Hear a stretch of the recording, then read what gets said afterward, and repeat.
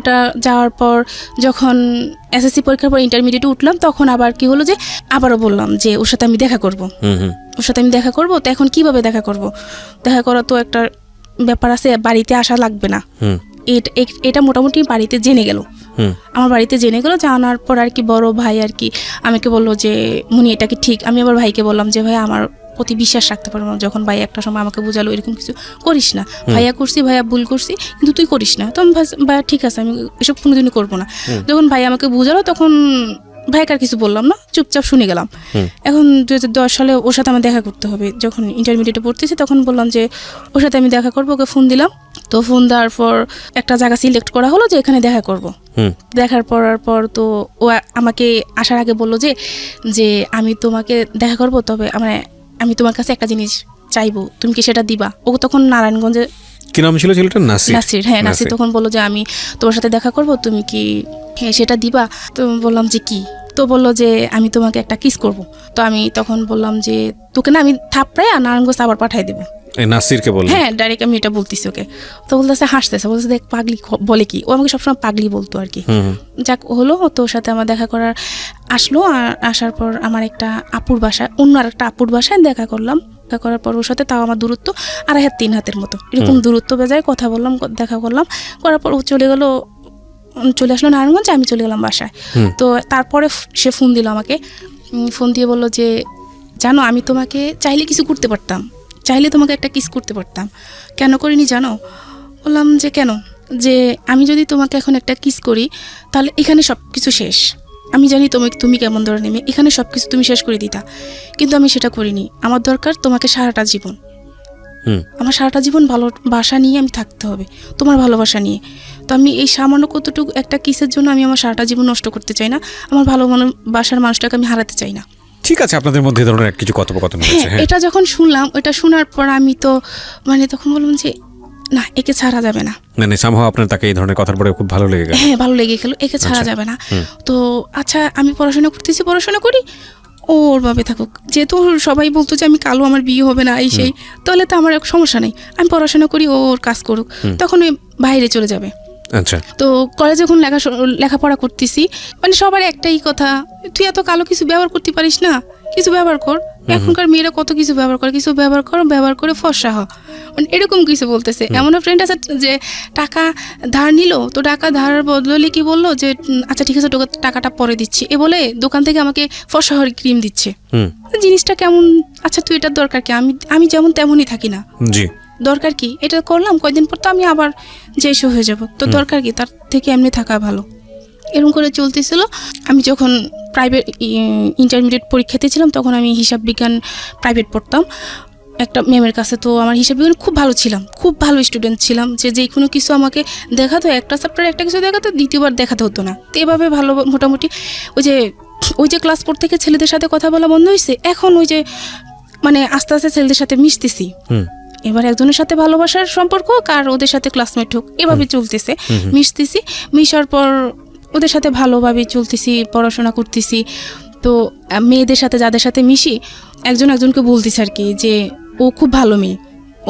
আমার একটা ফ্রেন্ড ওর আরেকটা ভাইকে গিয়ে বলতেছে ও খুব ভালো মেয়ে, ওর সাথে নির্দ্বিধা চলা যায় যে কোনো জায়গায়, খুব ভালো মেয়ে। হ্যাঁ, বলতেছে। তো বললো যে আচ্ছা ঠিক আছে, ও কেমন ভালো মেয়ে দেখবো, তো ওর নাম্বারটা দিস। এটা বলার পর তো বললো যে তো নাম্বার ইউজ করে না, কোনো নাম্বার ইউজ করে না, ওকে আর ওর নাম্বার দেওয়া যাবে না। তো আচ্ছা ঠিক আছে, ওকে দেখবো, অতটুকু ওখানে অতটুকু। আর যে এই যে এর সাথে যে আমি দেখা করলাম, করলাম, তারপর থেকে ওর সাথে আমি যোগাযোগ বন্ধ করে দিলাম, যে এর সাথে আমি এখন কথা বলবো না। দেখি না ও ভালো কোনো পজিশনে যায় কিনা। ওর মায়ের নাম্বার তো আমার কাছে আসছে, ভালো একটা পজিশনে যখন যাবে তখন আমিও আমার পড়াশোনাটা শেষ করি, সবকিছু মাথা থেকে দূরে ফেলে আমি আমার পড়াশোনাটা করি। আমার খুব ইচ্ছা ছিল যে আমি অ্যাকাউন্টিং এ অনার্স করবো, এরকম ইচ্ছা ছিল। তো তখন আপনি ইন্টারে পড়ি, ইন্টার পরীক্ষার্থী, তখন ইন্টার পরীক্ষার্থী। তো আমার যখন পরীক্ষা চলে আসতেছে, এখন আমার ফোনে দরকার। মেজু ভাইকে বললাম, দেখ ভাই, এখন তো আমার পরীক্ষা চলে আসছে, এখন আমি কি করবো, আমার তো ফোনে দরকার। এখন বলতেছে আচ্ছা ঠিক আছে, আমি ভাইকে বলবো। এদিকে সাংসারিকভাবে যেটা হচ্ছে যে ভাই বা মায়ের সাথে ভাবির সাথে প্রবলেম চলতেছে অনবরত। এখন যুদ্ধ চলতেছে। এখন সবাই বলতেছে যে এভাবে তো হয় না, মেয়েটাকে বিয়ে দিয়ে দাও। যেহেতু মেয়েটা বড় হয়েছে, মেয়েটাকে বিয়ে দিয়ে দাও, এরকমভাবে সংসার তো নষ্ট হয়ে যাচ্ছে। এখন 2 দিন পর মেয়েটা দেখতে এমনিতেই কালো, তারপর যদি সমস্যা এরকম, মানে ফ্যামিলিতে এরকম সমস্যা, কেউ ভালো কোনো জায়গায় বিয়ে দিতে পারবে না, এমনিতে তো ভালো জায়গায় বিয়ে দিতে পারবে না। এরকম মানুষ বলে, মুখের উপরে এসব কথা বলে, খুব খারাপ লাগে। তো এসব চলতে ছিল। তো ভাই আমাকে ফোন দিল, যখন মেজো ভাই বললো যে ভাই ওকে ফোন দেন, ওর তো এখন ফোনটা লাগে, যেহেতু সবার সাথে যোগাযোগ করতে হবে, পরীক্ষা চলে আসছে। তো এটা বলছে, ভাইয়া ফোন দিছিল আমাকে। ফোন দেওয়ার পর ওই যে আমার যে ফ্রেন্ডের বললো যে আমার নাম্বার দেওয়ার জন্য, ওকে আমার ওই মেয়ে বন্ধুটা ওকে নাম্বার দিল। দেওয়ার পর ফোন না 2-3 দিন পর নাম্বার দিল, ও আমাকে ফোন দিচ্ছে, SMS দিচ্ছে। তো আমি তো ফোন পিক করতেছি না, বা SMS কে আপনি, SMS-এ বলতেছি যে আপনি কে, কেন আমাকে ডিস্টার্ব করতেছেন, এই সেই, মানে এরকম চলতেছে। ও অন্য জায়গার পরিচয় দেয়। দেওয়ার পর নাম্বারে ফোন দিল। আমি ওটাকে আমার ক্লাসমেটই, ও ছেলেটা আমারই ক্লাসমেট। আপনাকে আমি ওকে দেখি না, চিনিও না কোনোদিনও। আচ্ছা, কিন্তু ও ওই নাম্বারটা নিয়েছে। হ্যাঁ, ওর একটা বোন থেকে আর কি, ও আমাদের সাথে পড়তো। তো নেওয়ার পর আপনার নাসিরের সঙ্গে যোগাযোগ অফ? হ্যাঁ, ওর সাথে আমার যোগাযোগ সম্পূর্ণ অফ। ওকে। দেওয়ার পর ফোন দেওয়ার পর এরকম করতেছে, মা শুনলো। আমি যখন বললাম যে আপনি আমাকে ফোন দিন না, আমার প্রবলেম হবে এসে, তখন মা শুনলো। মা তো শোনার পর আমার সাথে খুব মানে রাগারাগি করতেছে। তো রাগারাগি করার পর আমি কি করলাম, মাকে, ভাইয়াকে, বড় ভাইয়া তখন বাড়িতে ছিল, ভাইয়াকে ফোনটা দিয়ে দিলাম যে ভাইয়া ধরেন কে ফোন দিচ্ছে, আমি চিনি না ওকে, আপনি কথা বলে দেখেন। তখন ভাইয়া কথা বললো যে ভাইয়া আসলে আমি ওর ক্লাসমেট, ও আমাকে কখনো দেখেনি, ওর সম্পর্কে আমি অনেক জানছি, জানার পর আমার ভালো লাগলো, এই জন্য ওর সাথে আমি একটু কথা বলতে চাইছি, আর ওর সাথে আমি ফ্রেন্ডলি কথা বলবো, আমি কথা দিচ্ছি ওর সাথে আমি ফ্রেন্ডলি কথা বলবো। তো ভাইয়া বললো আচ্ছা ঠিক আছে। যখন আমার ক্লাসমেটে এরকম কথা বলে আমার ভাইয়ের কাছে, যে খুব ভালো মেয়ে ভাইয়া, ওর সাথে আমি কথা বলবো, তখন ভাইয়া বললো যে আচ্ছা ঠিক আছে। তো ভাইয়া আয়শা বললো যে তুই কথা বলিস ওর সাথে, তোরই ক্লাসমেট। ও তখন ওর সাথে কথা বলতে লাগলাম, মাঝে মধ্যে কথা বলতো, ফোন দিত। তো ও তখন মানে ওর সম্পর্ক ছিল, তো বলতো আমাকে যে বাবার সম্পর্কে আমাকে বলতো। কিসের সম্পর্ক ছিল? মানে ওর প্রেমের একটা সম্পর্ক ছিল অন্য একটা মেয়ের সাথে। ছেলেটার নাম কি ছিল? সাদ্দামের সঙ্গে আপনি কথা বলতেন, আপনার ক্লাসমেট সে? হ্যাঁ। ওর আবার অন্য একটা মেয়ের সঙ্গে সম্পর্ক? হ্যাঁ, সেটা আপনাকে বলতো? হ্যাঁ, আমাকে বলতো। আচ্ছা। তো আমাকে বলার পর এভাবে চলতেছিল। তখন ইন্টারমিডিয়েট পরীক্ষা শুরু হয়ে গেল। আমি যখন আবার মানে প্রাইভেট পড়তাম না, তখন আবার মানে ক্লাসমেট একজনকে জিজ্ঞাসা করে না যে তুই ইন্টারমিডিয়েটের পরে কোথায় অ্যাডমিশন নিবি, একজনকে বলে না। তো আমি তখন বলতাম যে আমি কুমিল্লাতে বা ঢাকাতে অন্য কোনো জায়গায় পড়াশোনা করব, অ্যাটলিস্ট এখানে পড়াশোনা করব না, কুমিল্লা ভালো কোনো কাম দিলাম, একটা হাসি দিলাম, মানে অতটুকুই চলে আসলাম। তো ওখানে ওই হাসিটা দেখাটা ওনাদের পছন্দ হয়েছে।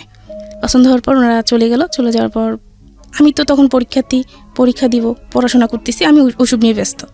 পরের দিন ভাইয়াকে ফোন করা হলো যে আপনারা আসেন, আপনাদের বোন আমাকে পছন্দ হয়েছে, আপনারা আসেন। তো এটার পর ভাইয়া গেল। যাওয়ার পর ভাইয়া ছেলের নাম জানলো, পরিচয় জানলো, সে কোথায় থাকে এতটুকু জানলো। জানার পর ভাইয়া যখন সবাইকে বললো যে এরকম ভাইয়ার ফ্রেন্ড সার্কেল আমাদের গ্রামের পাশাপাশি, তো ফ্রেন্ড সার্কেল জানানোর পর সবাই বললো যে হ্যাঁ ছেলে খুব ভালো, আর দেখতে মাশাআল্লাহ অনেক স্মার্ট, অতটুকুই মানে সবার পছন্দ হয়েছে। এবার ছেলে তাদের ফ্যামিলির ব্যাকগ্রাউন্ড কি, সে পড়াশোনা কতটুকু করছে, এটা দেখার বিষয় না কারো।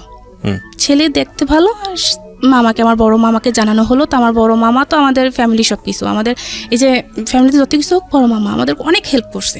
আমাদের এখানে এতটুকু আজকে এখানে আসার পেছনে তো বড় মামা, এরকম আর কি। মামাকে বললো, মামাও বললো না ছেলে খুব ভালো, মানে মামা বলছে কোনো সমস্যা নেই, রাজি হয়ে যা। তো সবার চিন্তাধারা এটা ছিল বাড়িতে কি আছে না আছে সেটা দেখার বিষয় না, বিয়ের পর তুমি কে ঢাকা রাখবে। রাজি হয়ে গেল সবাই। তো ভাই দেখে আসলো। পরের দিন আমি আমার ইকোনমিক্স পরীক্ষা চলতেছিলাম, পরীক্ষার জন্য আমি মানে প্রস্তুতি নিতেছি, আমি পরীক্ষা দিতে যাব। তখন ভাইয়া বললো যে মেহমান আসবে, পরে যাস। তখন বিকালবেলা পরীক্ষা ছিল আমার, যে মেহমান আসবে পরে যাস। তখন কী মেহমান আসবে? পরে বললো যে পরে মা বললো তোকে দেখতে আসবে, ভাবি বললো দেখতে আসবে, পরে যাস। তো আচ্ছা ঠিক আছে। তো ওনারা আসলো, ওনাদের সামনে নেওয়া হলো। ওনারা দেখলো আমাকে, শাড়ি পরিয়ে দেখলো, 3 পিস খুলে দেখলো, মানে যে 3 পিস পরিয়ে দেখলো, যেভাবে ইচ্ছা ওনারা দেখলো, আমাকে হাঁটালো, কথা বললো, ওনাদের সাথে খাওয়ালো, সব কিছু হলো। হওয়ার পর আমি পরীক্ষা দিতে চলে গেলাম, আর এদিক দিয়ে ওনারা থেকে গেলো আমাদের বাসায়। থাকার পর ওনারা কথা সব কিছু ফাইনাল করলো। দিনটা ছিল সোমবার, যে বুধবার দিন ছেলে আসবে, মেয়ে যেহেতু এখন পরীক্ষা, তো কাবিনটা হয়ে যাবে। তারপর যার বাড়ি শেষে এতটুকু পরীক্ষার পর আর কি আমরা অনুষ্ঠান করে আমরা বউ নিব, অতটুকু কথা শেষ। আমি বাড়িতে আসলাম। আপনি তো বুঝতে পারছিলেন যে আপনার বিয়েটা হয়ে যাচ্ছে? না, তখনও জানি না, মানে এত কিছু হচ্ছে, আপনি বাড়ির ছেলের সামনে যাচ্ছেন, হাসি দিয়ে চলে আসতেছেন, এটা তো বোঝাই যাচ্ছে যে কিছু একটা হচ্ছে। না, আমি তখন বুঝতে পারি না যে বিয়ে হবে আমার, মানে ওই তারপর মূলত ওই আপনার মা যে আপনার ফোনে একটা কনভারসেশন শুনেছিল যে আপনি ফোন দিয়ে না, আমার বাসায় ডিস্টার্ব হবে, এরপর থেকে আপনার ফ্যামিলি অনেক সিরিয়াস হয়ে গেছে, যেভাবে হোক না তাকে। এটা না তাহলে ওই যে আমি নাসিরের সাথে দেখা করছি, ওটা শোনার 15 দিন পরে এই ঘটনাগুলো হচ্ছে। আচ্ছা, তার মানে এই ঘটনার প্রেক্ষিতেই আপনার ফ্যামিলি চিন্তা করেছে বিয়ে শাদী দিয়ে দিই, তারপরে যা হওয়ার হবে। হ্যাঁ, আর ফ্যামিলি তো যে দুর্যোগ চলতেছে, বর্ষাশুড়ির যুদ্ধ, বুঝতে পেরেছি, বলেন। এসব নিয়ে তো মানে মেয়েটাকে বিয়ে দিয়ে দিলে ভালো হবে, এরপরে ছোট একটা মেয়ে আছে, ওটাকে পরে দেখা যাবে, এরকম কিছু আর কি। তখন আমি কলেজ থেকে আসলাম, পরীক্ষা দিয়ে আসার পর আর কি শুনলাম যে আমার বিয়ে ঠিক হয়েছে, বুধবার দিন বিয়ে হবে। আচ্ছা, মানে তখন তো আমি মানে কি করব বুঝতে পারতেছি না, যে হঠাৎ করে এটা কি, আর ওটা তো বলতে পারতেছি না। এখন তো বুঝতে পারলাম ওটা শোনার পরেই এরকম হলো, আর ওটা কাউকে কিছু বলতে পারতেছি না, মেনে নিলাম যা কপালে যা আছে তাই হবে, আর কোনো সিনক্রেট করিনি। না করার পর তখন কি হলো, বুধবারে ওরা আসলো, এখন আসার পর আর কি ওরা দেখলো, এখন আবার দেখবে, বিয়ে হবে আগে দেখবে, ছেলে দেখবে। তারা কিন্তু ছেলে দেখে নাই, ওর মা আর ওর বোন, ওর ভাই দেখলো আমাকে, কিন্তু ও দেখলো না। এখন ও আসলো, ও দেখলো। আপনি ছেলে দেখেছেন ওই সময়টাতে? না, আপনি না, ওকে আমি তখনও দেখিনি। আচ্ছা, দেখলো, দেখার পর বললো যে আচ্ছা আমার তো মেয়ে পছন্দ হয়েছে, আজকে ওর সবকিছু থাকুক, মানে আমাদের ভালো একটা আয়োজন করা হয়েছে, সবাই জানলো যে মানে ওর বিয়ে, নিপার বিয়ে, সবাই জানে এটা, সবাইকে মোটামুটি দাওয়াত দেওয়া হয়েছে, ছোটখাটো অনুষ্ঠান যাকে বলা হয় আর কি, মোটামুটি সবাই জানলো যে আমার বিয়ে আজকে। তো তখন বললো যে আমার মেয়ে পছন্দ হয়েছে, আচ্ছা এটা তো আমাদের বাবা চাচা কাউকে আনেনি, শুধু ও আসলো ওর কোনো কয়টা ফ্রেন্ড নিয়ে, তখন সবার মনে খটকা লাগলো, কিছু নিয়ে আসেনি, একটা বিয়ে করতে আসবে, একটা শাড়ি তো নিয়ে আসবে, কিছু নিয়ে আসেনি। তো তখন সবার মনে একটা খটকা লাগলো, লাগার পর আর কি ওর যেটা হলো যে আমাকে ওর পছন্দ হয়নি। মানে বুঝলাম না ঠিক, আপনাকে দেখে পছন্দই করলো, আবার পছন্দ হয়নি বলতে? মানে ওর ফ্যামিলি পছন্দ করলো, ও এটা বললো আর কি, মিথ্যা বললো। তারপর মেয়ে পছন্দ হচ্ছে, আমি আগামীকাল আমার বাবাকে পাঠাবো, আমার কাকাকে পাঠাবো, পাঠিয়ে তারপর মানে বিয়ে ডেট ফিক্সড করবো। আচ্ছা, এটা বলে ও চলে গেল। এখন তো সবাই মোটামুটি বুঝতে পারলো যে কিছু একটা সমস্যা। পর ও ফোন দিয়ে বললো যে এরকম এরকম, এখন না বিয়েটা পরে, ওকে টেনশন করতে বলেন না, ওকে পড়াশোনা করতে বলেন। তো ওকে বিভিন্ন জন ভাইয়ের বিভিন্ন ফ্রেন্ড সার্কেল এসে মানে বিভিন্ন মানুষ বুঝালো, বা ওদের বাড়ি থেকে যখন ওদের বাড়িতে গেলাম তখন শুনতে পেলাম আর কি, আমার শাশুড়ি টাশুড়ি সবাই বুঝালো যে মেয়েটা ভালো, দেখ কিচ্ছু হবে না, বিয়ে কর, কি হয়েছে, কালো হয়েছে, তাতে কি কিছু হবে না। এটা করে ওকে বোঝানো হলো। বোঝানোর পর পরের দিন বৃহস্পতিবার ও আবার ভাইয়ের সাথে মিট করলো যে আপনি আসেন, আপনার সাথে আমি দেখা করবো। তো দেখা করার পর আবার বিয়ে ঠিক করলো শুক্রবার দিন আবার বিয়ে ঠিক করলো। এখন তার কিছু করা নাই, তখন ডিসিশন নিলাম যে আর মানে বিয়ে কারোর সামনে যাব না, পড়াশোনা করব। মাকে বলে দিলাম কারোর সামনে আমাকে নেবেন না, এটা খারাপ, এই জিনিসটা যে কত খারাপ হয়েছে, মানে মাকে বললাম যে বুঝতে পারছেন যে আমার বিয়ে ঠিক হয়েছে, বিয়েটা ভেঙে গেছে, গ্রামের বাড়িতে এই জিনিসটা অনেক খারাপ জিনিস, তো আমার আর দরকার নেই, আমি আর বিয়ে করবো না, আমি পড়াশোনা করবো। যখন আবার বিয়েটা ঠিক হলো, দ্বিতীয়বার আমি কিছু বলতে পারলাম না, চুপচাপ বিয়েটা করে ফেললাম। শুক্রবার দিন বিয়েটা হয়ে গেল। দ্বিতীয়বার বিয়ে ঠিক হয়েছে কিভাবে? মানে একজনের সাথে ফার্স্টের দিন বুধবার দিন বিয়ে হওয়ার কথা ছিল কিন্তু হয়নি, আবার শুক্রবার দিন ও নিজেই ঠিক করলো ভাইয়ের সাথে এসে যে আচ্ছা ঠিক আছে আমরা আগামীকাল যাব, বিয়ে হবে। মানে ছেলেটা আবার রাজি হয়েছে? হ্যাঁ, আবার রাজি হলো। ওকে বিভিন্ন সবাই নাকি নাম কি ছিল? ওর নাম ছিল ফাহিম। হ্যাঁ, ওকে। বিয়ে হওয়ার পর যখন আমাকে আর ওদের বাড়িতে না হয় না, আমাদের বাড়িতে রাখলো, যেহেতু পরীক্ষা, তো ওকে আর আমাকে একটা ঘরে দেওয়া হলো। দেওয়ার পর ওকে আমি দেখলাম, ওকে দেখার পর তো আমি মানে পুরো প্রেমে পড়ে গেলাম। আসলে অনেক সুন্দর ছিল, মানে আমি ও হিসাবে আমি কিছুই না, মানে এতটা সুন্দর ছিল, কথা বলতেছে। তো একটা জিনিস খেয়াল করলাম যে সে আমার দিকে একটাবারও তাকায়নি। আচ্ছা, তখন অনেকটা খারাপ লাগলো যে সে আমার দিকে একটাবারও তাকায়নি। একটা মেয়ের কত চিন্তাধারা থাকে, একটা মেয়ে না সবাই একটা চিন্তাধারা থাকে যে বিয়ের পর বাসরঘরটা হবে অন্যরকম চিন্তাধারা থাকে। তো আমি দেখলাম যে আমার হাজবেন্ড আমার দিকে একবারও তাকায়নি আমার দিকে। না তাকানোর ফলে আমি আর কিছু বলিনি। ও কথা বলতেছে, বুঝাচ্ছে যে বিয়ে মানে কি, এই সেই একটা বিয়ে সম্পর্কে বিভিন্ন ধরনের কথা বোঝাচ্ছে, কিন্তু ও আমার দিকে শুধু চোখ বন্ধ করে কথা বলতেছে, একটাবারও আমার দিকে তাকায়নি। আচ্ছা, না তাকানোর পরে তো রাতে মানে যখন ঘুমাতে গেলাম, আমি ওর হাতের বাম পাশে ছিলাম। তো রাতে খেয়াল করলাম যে ও আমার বাম পাশ থেকে ডান মানে আমার ও পাশ হলো গিয়ে মানে সিগারেট বাসরাতে। জি। তো এটা দেখার পর তো পুরো আমি শকড যে বিয়ের রাতে হাজবেন্ড একটা বার আমার দিকে তাকালো না, এখন সে সিগারেট খাচ্ছে, মানে জিনিসটা কেমন? এরকম রাত্রে দুইটা খেলো, তো খাওয়ার পর খুব খারাপ লাগলো যে আল্লাহ জানি কপালে কি আছে।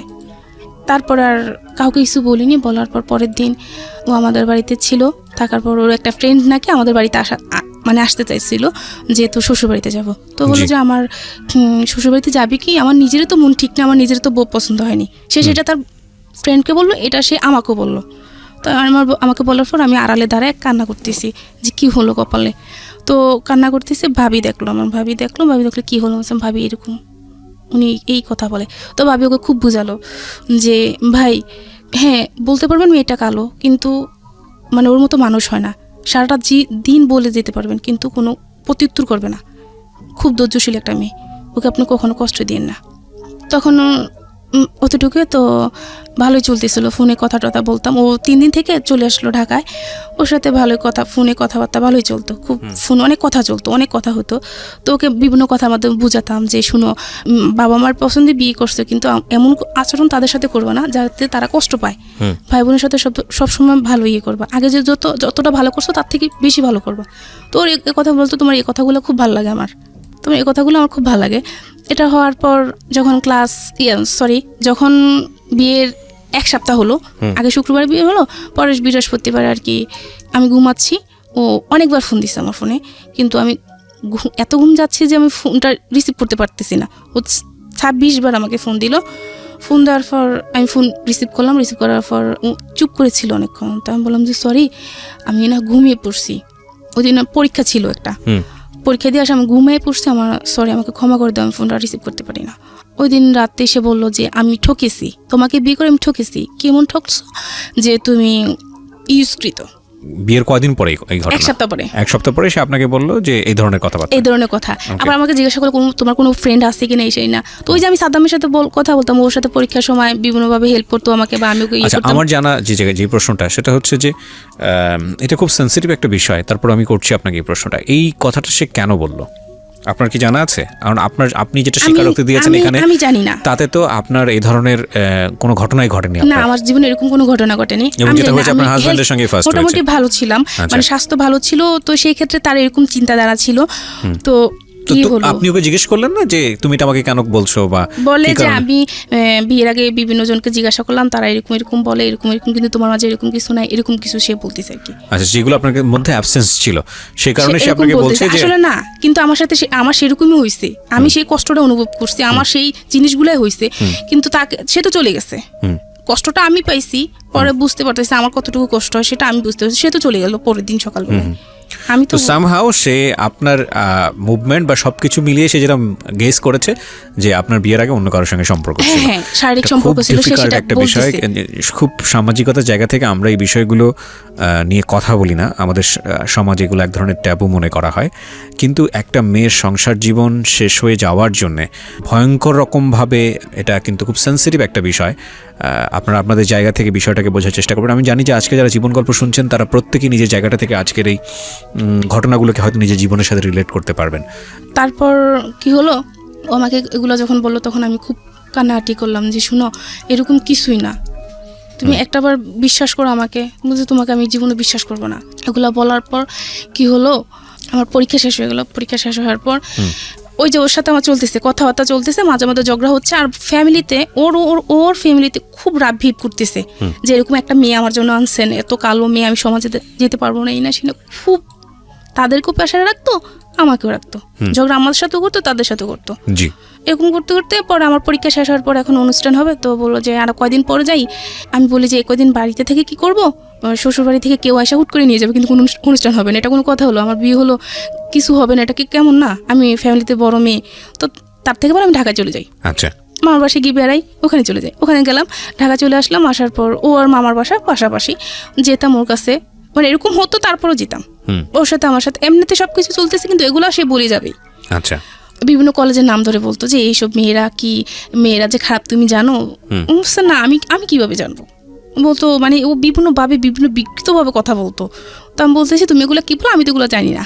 বলছে হ্যাঁ, তুমি ঢং করো না, তুমি এগুলো সবই জানো, তুমি ঢং করো না, তুমি এগুলো সবই জানো। তো বলার পর আমি মানে কি করবো বুঝতে পারতেছি না, এগুলো নিয়ে প্রতিনিয়ত সমস্যা হচ্ছে, কাউকে বলতেও পারতেছি না।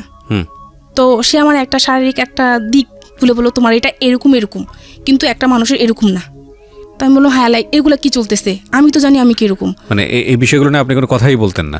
হ্যাঁ, কাউকে কিছু বলতাম না। ওকে। তা আমি বলার পর যখন ঢাকায় আসলাম, ঢাকায় আসার পর আমি আমার ছোটো আন্টির বাসায় গেলাম। ছোটো আন্টির বাসায় যাওয়ার পর আমি ছোটো আন্টির কাছে শেয়ার করলাম জিনিসটা, যে আন্টি ও তো এরকম এরকম করতেছে, আমি কি করব। আন্টি আপনি কি দেখবেন আমাকে, মানে উপায় না পেয়ে তখন আন্টিকে বললাম আপনি আমাকে দেখবেন আমাকে, যে আমার আসলে প্রবলেম কি, আসলে মেয়েদের কি এরকম কিনা। ইটস ভেরি ডিফিকাল্ট একটা সিচুয়েশন প্রত্যেকটা মেয়ের জীবনে। এগুলো নিয়ে মানুষের মধ্যে কথা বলাটাও খুব ডিফিকাল্ট এবং খুব ভয়ঙ্কর রকমের মানে সাংসারিক অবস্থা দাঁড়ায় এই সিচুয়েশনগুলোর ক্ষেত্রে। যাই হোক, এই মেয়েটির ক্ষেত্রে কী হচ্ছে আমরা জানি না। তারপরে কি হলো? তখন আন্টিকে আমি সব কিছু খুলে দেখালাম, যে আন্টি দেখেন যে আমি আসলে ভালো কিনা, আমি আসলে সত্যি ভালো মেয়ে কিনা, আমি আন্টি আমার সাথে তো এরকম কিছু হয়নি। তখন আন্টি বললো যে না তুই সম্পূর্ণ ভালো, তাকে হয়তো বা কেউ ভুল বুঝাইছে, সে হয়তো বা কারো কাছ থেকে ভুল কিছু শুনছে। ওকে লেখাপড়া করা সে ছিল? কিন্তু লেখাপড়া করতো না, আচ্ছা, করেনি। সে ক্লাস না, অনেক লেখাপড়া করা, অনেক পাশ করা ছেলের মধ্যে এই ধরনের 5 ট্রমা পর্যন্ত থাকে। পড়াশোনা করছে। হ্যাঁ। এখন এরকম হওয়ার পর আমি তখন অনুষ্ঠান দিন নির্ধারিত করা হলো যে অনুষ্ঠান ঈদের পর অনুষ্ঠান করবে। তারপর অনুষ্ঠান হলো, অনুষ্ঠান হওয়ার পর ওদের বাড়িতে আমাকে নেওয়া হলো। নেওয়ার পর তো গিয়ে ওখানে গিয়ে ওকে তো প্রতিদিন আপনাকে চার্জ করতো এরকম যে তোমার কার সাথে সম্পর্ক ছিল আমাকে বলো? হ্যাঁ, মাঝে মধ্যে এরকম করতো। আচ্ছা। কয়েকদিন পর পর, কয়েকদিন ভালো থাকতো, কয়েকদিন পর পর এগুলো নিয়ে ঝগড়া হতো। তো অনুষ্ঠান করে ওদের বাড়িতে না হলো, ওদের বাড়িতে নেওয়ার পর তো ওদের বাড়িতে গিয়ে তো মানে আমি তো পুরা। আপনি উল্টো তাকে জিজ্ঞেস করতেন না যে তুমি? হ্যাঁ, একদিন বলছিলাম যে আমি, তুমি যে আমাকে জিজ্ঞেস করছো তার মানে তো তুমিও নিশ্চয়ই এরকম। হ্যাঁ, একদিন আমি বলেছিলাম এটা, যে তুমি যে আমার এরকম করতেছো, যে ভালো হয় সে ভালো মানুষকে বিশ্বাস, একটা খারাপ মানুষকে বলে যে সে ভালো, ভালো হয়, ভালো যে ভালো সে সবাইকে ভালো মনে করে, এটাই যে স্বাভাবিক। খারাপ হয় সে সবাইকে খারাপ। তারপর কি হলো? বলে যে না আমি এরকম কিছু না, তুই খারাপ। এটা সে বললো। আচ্ছা, এই ধরনের কনফিউশন থাকলে আমি যেটা বলি যে সবাই একটু পড়াশোনা করেন।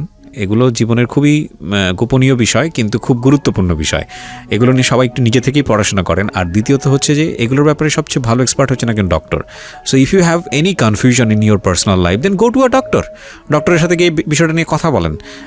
এবং আমার মনে হয় যে বৈবাহিক জীবনে যদি এটা অ্যারেঞ্জ ম্যারেজ হয়ে থাকে, হ্যাঁ, তাহলে যেদিন থেকে বিয়ে করছেন এদিক থেকেই আপনার জীবনটা শুরু হচ্ছে। তার আগে কে কি করেছে না করেছে সেগুলো নিয়ে টানা হ্যাচড়ার হিসাব যদি আপনার করতে হয়, তাহলে সেটা বিয়ের আগে আপনি করেন। বিয়ের পরে গিয়ে আপনি হিসাবগুলো নিয়ে কেন টানা হ্যাচড়া করবেন? তো নিজের জীবনটাই মানে অসুন্দর হয়ে যায়, নিজের জীবনটা অনেক বেশি কঠিনের মধ্যে পড়ে যায়।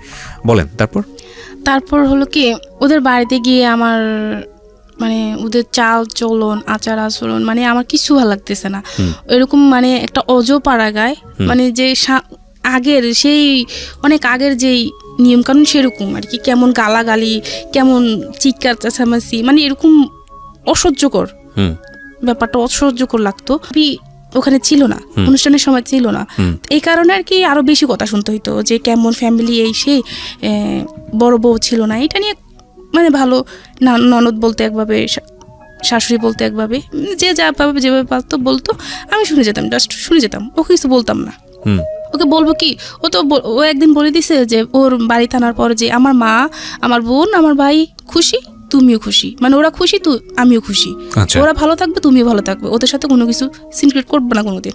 তা আচ্ছা ঠিক আছে, ওনাদেরকে ভালো রাখাটাই আমার দরকার। মানে কেমন জানি আচরণ করতো, ননদ কি করতো সারাটা দিন ভালো, মানে ও চাইতো না আমার সাথে মিশতে, কিন্তু আমি চাইতাম মিশতে। আমি চাইতাম যে ভালো থাকি। ফ্যামিলিতে আমরা কয়েকটা মানুষ, সবাই যদি ভালোভাবে না থাকে তাহলে কিভাবে হয়, ভালোভাবে চলতে চাইতাম। কিন্তু মানে ও কিরকম জানি একটা আচরণ করতো আমার সাথে। তার কারণ পরে জানতে পারলাম যে ও আমার হাজবেন্ড ওদের সাথে রাত ভিপ করতো, যেরকম একটা মেয়ে আমাকে দিলেন, এত এরকম মানে এরকম ভাবতো। তো ওদের বাড়িতে গিয়ে দেখা গেল কি, আমরা কখনো পুকুরে গোসল করিনি, কখনো পুকুরে গোসল করিনি। তো ওদের ওখানে গিয়ে গোসল করতো, তো খোলামেলা জায়গায় গোসল করা হতো। মানে এটা আমি নিতে পারতাম না, এটা মানে কিভাবে সম্ভব, এগুলো পারি না। বা বাড়িতে বাথরুম বাসায় আছে, ঘরের কাছে আছে, কিন্তু ওদের অনেকটা দূরে যেতে হতো, মানে এগুলো আমি পারতেছি না, এগুলো মানায় নিতে আমার খুব কষ্ট হচ্ছে, খুব কান্নাকাটি করতাম আমি, কিন্তু কাউকে কিছু বলতাম না যে আমি কেন কাঁদি।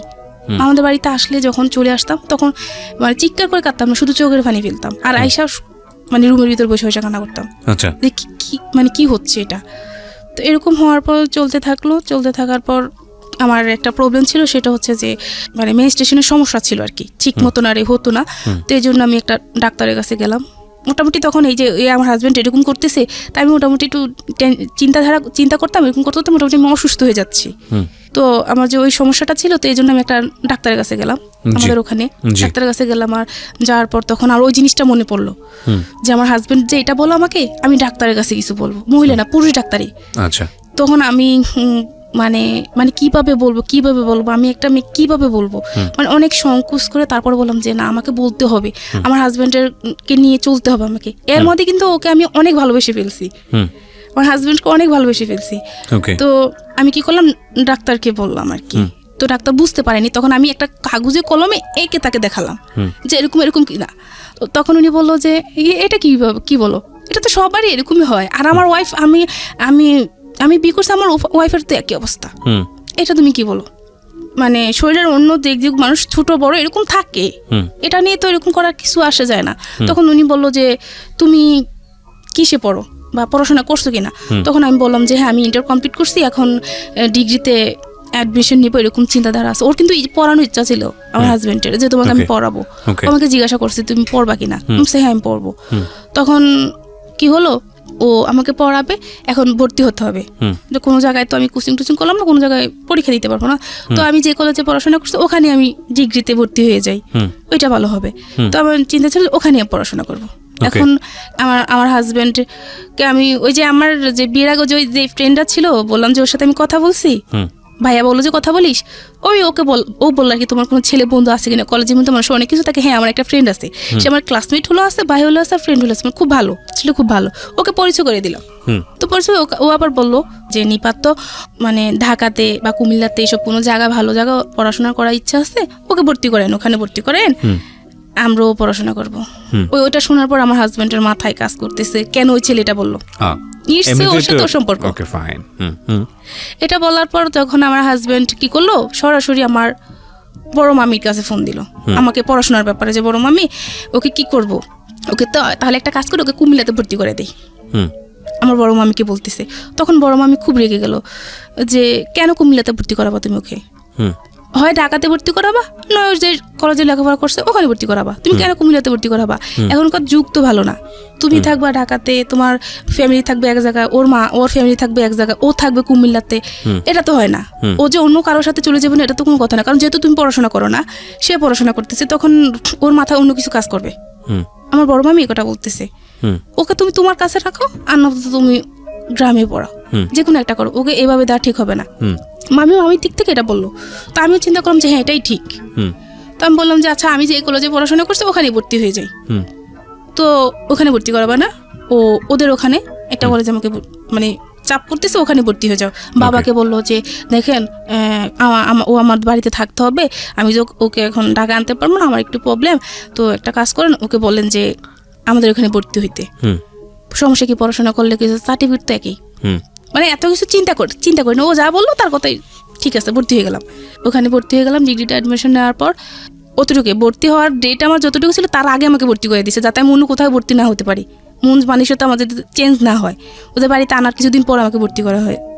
পড়াশোনা যখন আমি ভর্তি হয়ে গেলাম, তখন ওই ইয়েকে বললাম, আমি ওই ডাক্তারকে আমি তখন বলতেছি, ডাক্তার বলো যে তুমি কিসে পড়ো? তো বলছে এখান থেকে আমি ইন্টারমিডিয়েট কমপ্লিট করে আমি ওখানে ভর্তি হলাম। তো বলো তুমি তোমার হাজব্যান্ড কতটুকু পড়াশোনা করছে? তা আমি আসলে বলতে পারবো না, আমি আদৌ বলতে পারবো না সে কিসে পর্যন্ত পড়াশোনা করছে। একবার শুনি 10, একবার শুনি 5, একবার শুনি 8, এরকমই শুনে আসলাম। এটা আপনাকে কি জিজ্ঞেস করছে? জানি না, এটা আমাকে ওই ডাক্তারটা জিজ্ঞাসা করতেছে। কোন ডাক্তার? যে ডাক্তারের কাছে আমি গেলাম, আমি অসুস্থ হয়ে গেলাম, ওই যে আমার পিরিয়ডের সমস্যা ছিল, ওই ডাক্তারের কাছে গেলাম। তো তখন আমি ডাক্তারকে বললাম যে এরকম কোনো সমস্যা হয় কিনা। তো ডাক্তার তো আমাকে বলল যে আপনাকে জিজ্ঞেস করেছে আমার হাজবেন্ড কিসে পড়ে। পরে বলতে আসলে একটা কথা বললে ভালো হয়, এরকম মানে মন মানসিকতা মানুষের সাথে না থাকাটাই বেটার, এরকম চিন্তাধারা। আমি তো জানি এরকম কিছুই না, আমি ওদের বাড়িতে আসি বা আমাদের বাড়িতে থাকি, এরকমভাবে চলতে থাকার পর 2013 সালের লাস্টের দিকে কি হলো, আমার নাক গলা প্রচুর ঠান্ডা লাগে থাকতো সবসময়, মানে গরম কি শীতকে প্রচুর ঠান্ডা লাগতো। পরে ডাক্তারের কাছে নেওয়ার পর জানতে পারলাম যে আমার মানে টনসিলের সমস্যা, আমার অপারেশন করতে হবে।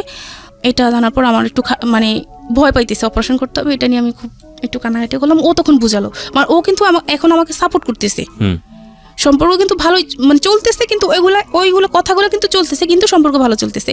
আমাদের এলাকাতে মানে সবাই বলতো যে নিপার হাজব্যান্ড খুব ভালো, এরকম ছেলেই হয় না। অনেকে বলতো যে এরকম একটা মানে ছেলে পাইলে আর মেয়েকে বিয়ে দিতে আর করবো না, দ্বিধা করবো না। অনেক আয়সা বলতো আমার সামনাসামনি, তো তখন আমি হাসতাম মনে মনে যে আমি জানি জিনিসটা মানে মানুষটা কিরকম সেটা আমি ভালো করে জানি। এটা তো আর কাউকে বলতে পারবো না, নিজের হাজব্যান্ডের সম্পর্কে তো মানুষকে আর বলা যায় না, যেহেতু আমি তার সাথে সারাটা জীবন থাকবো। তো যখন আমার নাক গলার সমস্যাটা হয়েছিল, হওয়ার পর এখন অপারেশন করাতে হবে, তো বললো যে হ্যাঁ অপারেশন ওকে করে ফেলবো। ও অপারেশন জন্য সব কিছু ও নিজে অ্যারেঞ্জ করলো, আমার ফ্যামিলি থেকে কিছু নেয়নি। যখন যেদিন অপারেশন করতে নিল আমাকে কুমিল্লাতে, মানে আমি দেখলাম যে আমার মা ছিল, আমার ননদ ছিল, ও ছিল, আমার সবার থেকে ও বেশি মানে উইক হয়ে গেল।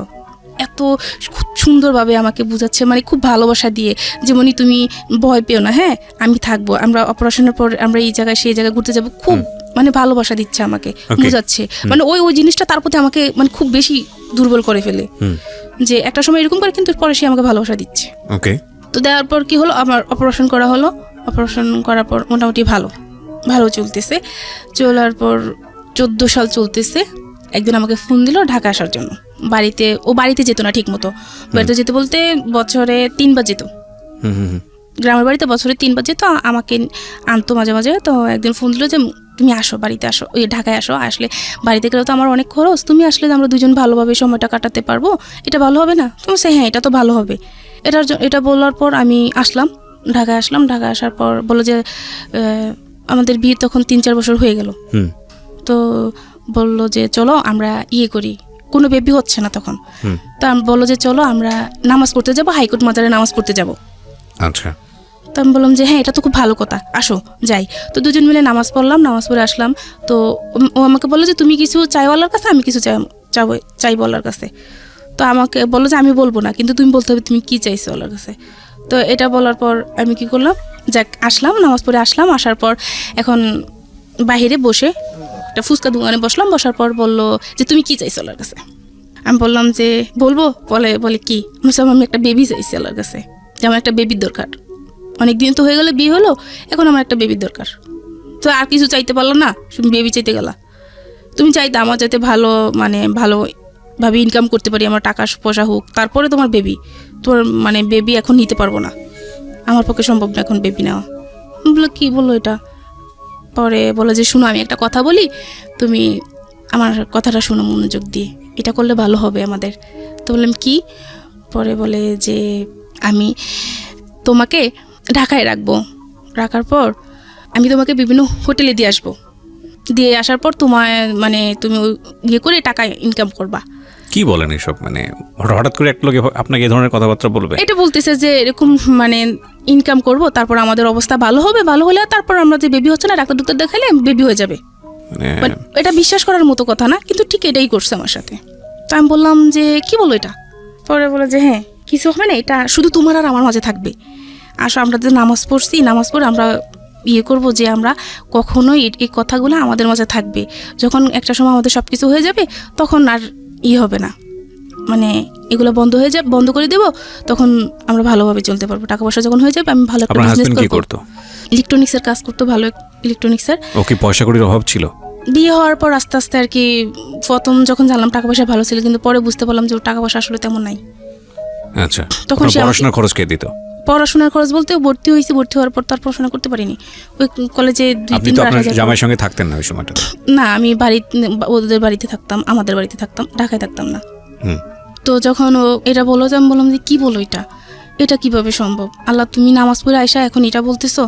পরে বলে যে আরে কি হয়েছে, সমস্যা নাই, তোমার আর আমার মাঝে তো থাকবে এটা, তোমার আর আমার মাঝে থাকবো। আমি না, আমি এটা পারবো না। তো বাসায় গেলাম, বাসায় গিয়ে আসতে এই কথাটাই বললো যে আমি নিয়ে আসবো, তো করো। না, আমি এটা পারবো না, তুমি যাই করো না কেন, আমি এটা পারবো না, আমাকে বাড়ি পাঠিয়ে দাও, আমি বাড়ি চলে যাবো। ওকে, আল্লাহর ভয় করো, আমরা মরলে কি করবো, এটা তুমি কি ধরনের কথা বলো? এটা বলে অনেকবার বোঝানোর পর তো বলো যে আচ্ছা ঠিক আছে, ওখানে ঠিক আছে। পরের দিন আমি বাড়িতে চলে গেলাম, কাউকে কিছু বললাম না এটা নিয়ে। বাড়িতে চলে গেলাম। বাড়িতে চলে যাওয়ার পর কি হলো, একদিন আমি শুয়েছি, ঘরে শুয়েছি, গোসল করে এসে শুয়েছি। তো আমার ছোটো দেবর কোথায় থেকে যেন আসলো, আয়সা মানে হঠাৎ করে এসে আমার গালে একটা কিস করলো। করার পর আমি লাফ দিয়ে উঠলাম। লাফ দিয়ে উঠার পর বললাম যে তুমি এটা কী করলা, তুমি এটা কী করলা, এটা কি তোমার উচিত হয়েছে? আমি সবাইকে এখন বলে দেবো। তো বললো যে ভাবি কাউকে কিছু বললেন না। এখন মানে আমি চিন্তা করতেছি কী করবো, ওকে বলবো না আমার শাশুড়িকে বলবো। এর আগেও মানে করতো, আসতো বসতো কাছে বা জড়িয়ে ধরার চেষ্টা করতো, বলছে এগুলো করো না, এগুলো ভালো না, আমি মাকে বলবো, এরকম বলতাম। আর হঠাৎ করে তো ওই দিন সে আমার সাথে সেই কাজটা করলো। করার পর কী করলাম, আমি মানে কাউকে কিছু বললাম না আর, মানে ভাবতেছি কী করব। তো কাউকে কিছু না বলার পর আমি আমাদের বাড়িতে চলে আসলাম। এখন ও বলতেছে যে আমি ওদের বাড়িতে যেতে আবার। যাওয়ার পর বললো যে আমি যাব না। কেন যাব না, খুব ঝগড়া হচ্ছে এটা নিয়ে, যাব না। পরে বললাম যে কেন যাব আমি তোমাদের বাড়িতে, তোমার ভাই এই কাজ করছে আমার সাথে, এখন আজকে সে এটা করলো, অন্যদিন যে সে অন্য কিছু করবে না সেটা কোনো মানে শিওর তুমি দিতে পারবা? এটা আমার বাবা শুনলো, আমার কাকা তখন এটা শুনলো। শোনার পর কি করলো, আমার কাকা তখন খুব রাগ করলো, ও যে আমি মেয়ে বিয়ে দিছি একজনের কাছে, আমার মেয়ের সাথে এরকম কেন হবে, আমি এখানে মেয়ে দিব না, এখানে যত কিছু হোক আমার প্রয়োজনে যা করা লাগে আমি আমার মেয়েকে নিয়ে আসবো, আমি এখানে মেয়ে দিব না। এটা বলার পর ও শুনলো এগুলা, বাবা যখন এগুলো বললো ও শুনে ফেললো, ফোনের অপর প্রান্তে ওগুলো শুনে ফেলার পর এখন ও বোঝালো যে থাক, যা হওয়ার হয়েছে তুমি বাড়ি চলে যাও, থাক এরকম করো না মরি না, ভালোবাসা দিয়ে কথা বললো, ভুলে গেলাম ওদের বাড়িতে চলে গেলাম। এখন ওই যে বাবা এগুলো বললো, বাবাকে নিয়ে ওর চিন্তাধারা অন্যরকম হয়ে গেল। আচ্ছা, এখন আমাদের বাড়িতে আমাকে যেতে দিবে না। যখন বলতাম যে বাবার বাড়িতে যেতে, তখন যেতেন দিত না, কেন দিবা না, এই না সে না, এটা বলতাম, বলতে যাওয়া লাগবে না, এই না সে না। আবার যেতাম গেলে মানে ফোন দিত, যদি 1 মিনিট লেট হতো ফোন রিসিভ করার জন্য তখনই ধরতো, কার সাথে ছিলা, ফোন ধরলা না কেন, রাতে ফোন যদি দিত, যদি আমি ঘুমিয়ে থাকতাম ধরতো দেরি হতো, তো মানে ডাইরেক্ট এগুলো বলতো যে কয়জনের সাথে ছিলা, এই সেই। তোর বাবা মা, যেহেতু বাবার বাড়িতে আসতে চাইতাম, তো বলতো তোর বাবা মা কি তোকে ব্যবসা করার জন্য কি তোকে নিয়ে আসছে কিনা। দুটো জিনিস খেয়াল রাখবেন এখানে, ওনার বলার জায়গাটা স্ক্যাটার্ডলি, উনি যেভাবে বলছেন অনেক কিছু হয়তো ওইভাবে বলে উঠতে পারছেন না, কিন্তু দুটো বিষয় খুবই গুরুত্বপূর্ণ। একটা হচ্ছে হাজব্যান্ড ইন্সপায়ার করছে ওয়াইফকে এই ধরনের একটা পথে যাওয়ার জন্য যেখান থেকে পয়সা রোজগার হবে, আবার সেই সন্দেহ করছে এই ওয়াইফকে যে সে অন্য কারোর সঙ্গে ইনভলভ কিনা। তার মানে উনি যা বলছেন, মানে আমাদের আজকে নিপা যে কথাগুলো বলছেন সেগুলো যদি সত্য হয়ে থাকে, তাহলে আমরা ধরে নিতে পারি যে ওনার হাজব্যান্ড সুস্থ মানুষ হলেও মানসিকভাবে কিছু না কিছু সমস্যার মধ্যে রয়েছে, এবং এগুলোকে সাইকিয়াট্রিস্টের কাছে নিয়ে গেলে, মনোবিজ্ঞানীদের কাছে নিয়ে গেলে তেনারা বিভিন্ন রকম রোগ হিসেবে আইডেন্টিফাই করে, সেগুলোর নামও আছে, সেগুলো তারা বলেন। তো আমি যেহেতু সাইকিয়াট্রিস্ট না, আমি ওইভাবে আইডেন্টিফাই করছি না, তবে আমি ধরে নিচ্ছি যে এটা এক ধরনের মানসিক অসুস্থতা। কারণ একটা মানুষ যদি তার ওয়াইফকে দিয়ে এই ধরনের কথা চিন্তা ভাবনা করে যে তাকে দিয়ে সে পয়সা রোজগার করবে, বলতেই আমার খুব লজ্জা লাগে, সেই ওয়াইফকে সে সন্দেহ করে কি করে, বা সন্দেহ করার একটা যুক্তি তো থাকে না, তাই না? সে কার সাথে মুভ করলো না করলো সেটা তো যুক্তিই থাকে না। সো তার মানে ধরে নিতে আমার বাবার সাথে, যে তোর বাবার সাথে তোর অবৈধ কোনো সম্পর্ক আছে। কি বলো, উনি আমার বাবা, মানে বাবা, বাবা কি তোর কাকা, তোর তো আপন বাবা না, ভেরি ভেরি ইনটলারেবল, তোর তো আপন বাবা না। তখন ভাইয়া মানে এটা শোনার পর যে আমি কোন পর্যায়ে ছিলাম আমি জানি না। আমার বাবা এরকম একটা মানুষ ছিলেন যে এত ভালো ছিলেন। আমার কি হয়েছিল, একবার কি হয়েছিল, মা ভাই বোন কেউ ছিল না বাসায়, শুধু আমি ছিলাম। আমি খুব অসুস্থ হয়ে গেছি, আমার পানির দরকার, বাবা পানি নিয়ে দরজার অপর প্রান্তে দাঁড়িয়ে আছে, আমার রুমে ঢুকে না যে আমি কোন অবস্থায় আছি।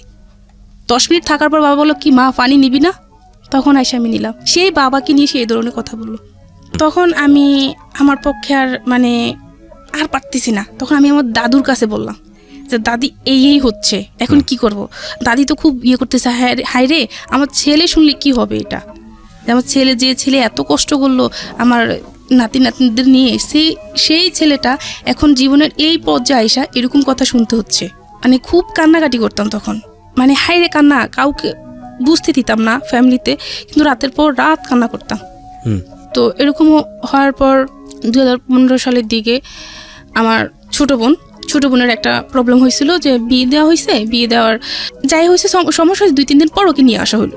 নিয়ে আসার পর এই যে সময়টা, যে তারপর সেকেন্ড আবার বিয়ে হওয়ার যে সময়টা 4-5 মাস, ওই সময়টা যে সে আমার সাথে কীভাবে আচরণ করতো ভাইয়া, মানে তা বলে বোঝাতে পারবো না। এত বাজে বিহেভ করতো, কিছু হলে বলতো তোকে আমি দিয়ে দেবো, তোকে আমি রাখবো না, তোকে আমি দিয়ে দেবো, এরকম আচরণ করতো, খুব বাজে বিহেভ করতো। একদিন হয়েছিল কি, ওরও ছোটো বোনের বিয়ে হয়েছিল, হওয়ার পর ও ছোটো বোনের শ্বশুরবাড়িতে বিভিন্ন দিতে হবে, ঈদের টাইমে তো উপহার হিসেবে কাপড় চোপড় দিতে হয়, তো সেই জন্য আমাকে ঢাকায় আনলো, মার্কেটিং করতে হবে, তো এই জন্য ঢাকায় আনলো। তখন কি করলো, ওই যে ও নতুন একটা বিজনেস শুরু করলো, এই যে ড্রেসে যে এমব্রয়ডারি করা হয়, যে ইলেকট্রনিক কম্পিউটারে যে ইয়েগুলো আছে না, এমব্রয়ডারি মেশিনগুলো আছে না, ওগুলো আর কি ও নিল, কারখানা করলো, এমব্রয়ডারি কাজ করতেছে। ওর বললো যে ঢাকায় আসলাম, ঢাকায় আসলাম, ওনাদের জন্য ড্রেস নিব, তো আমাদের ফ্যামিলিতে আবারও সেই সমস্যা, আগের মতো সমস্যা। তো এখন আমার হাজব্যান্ড ওর বোনকে বলতেছে যে ভাই আমার শ্বশুরবাড়িতে কাকে দেওয়া যায়, তো বললো যে একাকে দিস, তোর আমার মাকে বললো যে ওর মাকে একটা দিস, তো ওদের ফ্যামিলিতে তো একটা সমস্যা, ঈদে তো কিছু নিতে পারবে না, ভাইদের অনেক সমস্যা, এখন ওদেরকে একটা দিস। তো ফোন রাখার পর বললাম যে দিবা ঠিক আছে, একজনকে গিফট করবা সেটা ঠিক আছে, কিন্তু তুমি এটা মানে এইভাবে বলবা কেন যে নিতে পারবে না, তাহলে তো এটা করোনা করা হয়েছে, আমার মাকে দিতে হবে না, তোমাদের কিচ্ছু দিতে হবে না। এটা নিয়ে মানে ওর সাথে আমার মোটামুটি ঝগড়া শুরু হয়ে গেছে। ঝগড়া শুরু হয়ে যাওয়ার পর আমি একটা পর্যায়ে বললাম যে তুমি আমাকে এখন মার্কেটে নিবা না, মানে মার্কেটে যাওয়ার জন্য রেডি হচ্ছে, তুমি আমাকে এখন মার্কেটে নিবা না। যদিও তখন মানে এইটা আমার বলা ঠিক হয়নি, আমি এটা বলে ফেলছি যে তুমি আমাকে মার্কেটে নিবা না, এই জন্য আমার সাথে এরকম করতেছো, ঝগড়া করতেছো। তো প্রথম তো ইয়েটা আমিই শুরু করলাম, ওইটা বলার পর আমি যদি না বলতাম তাহলে এটা হতো না। তখন পরে বুঝতে পারলাম যে দুষ্টা আমার ছিল।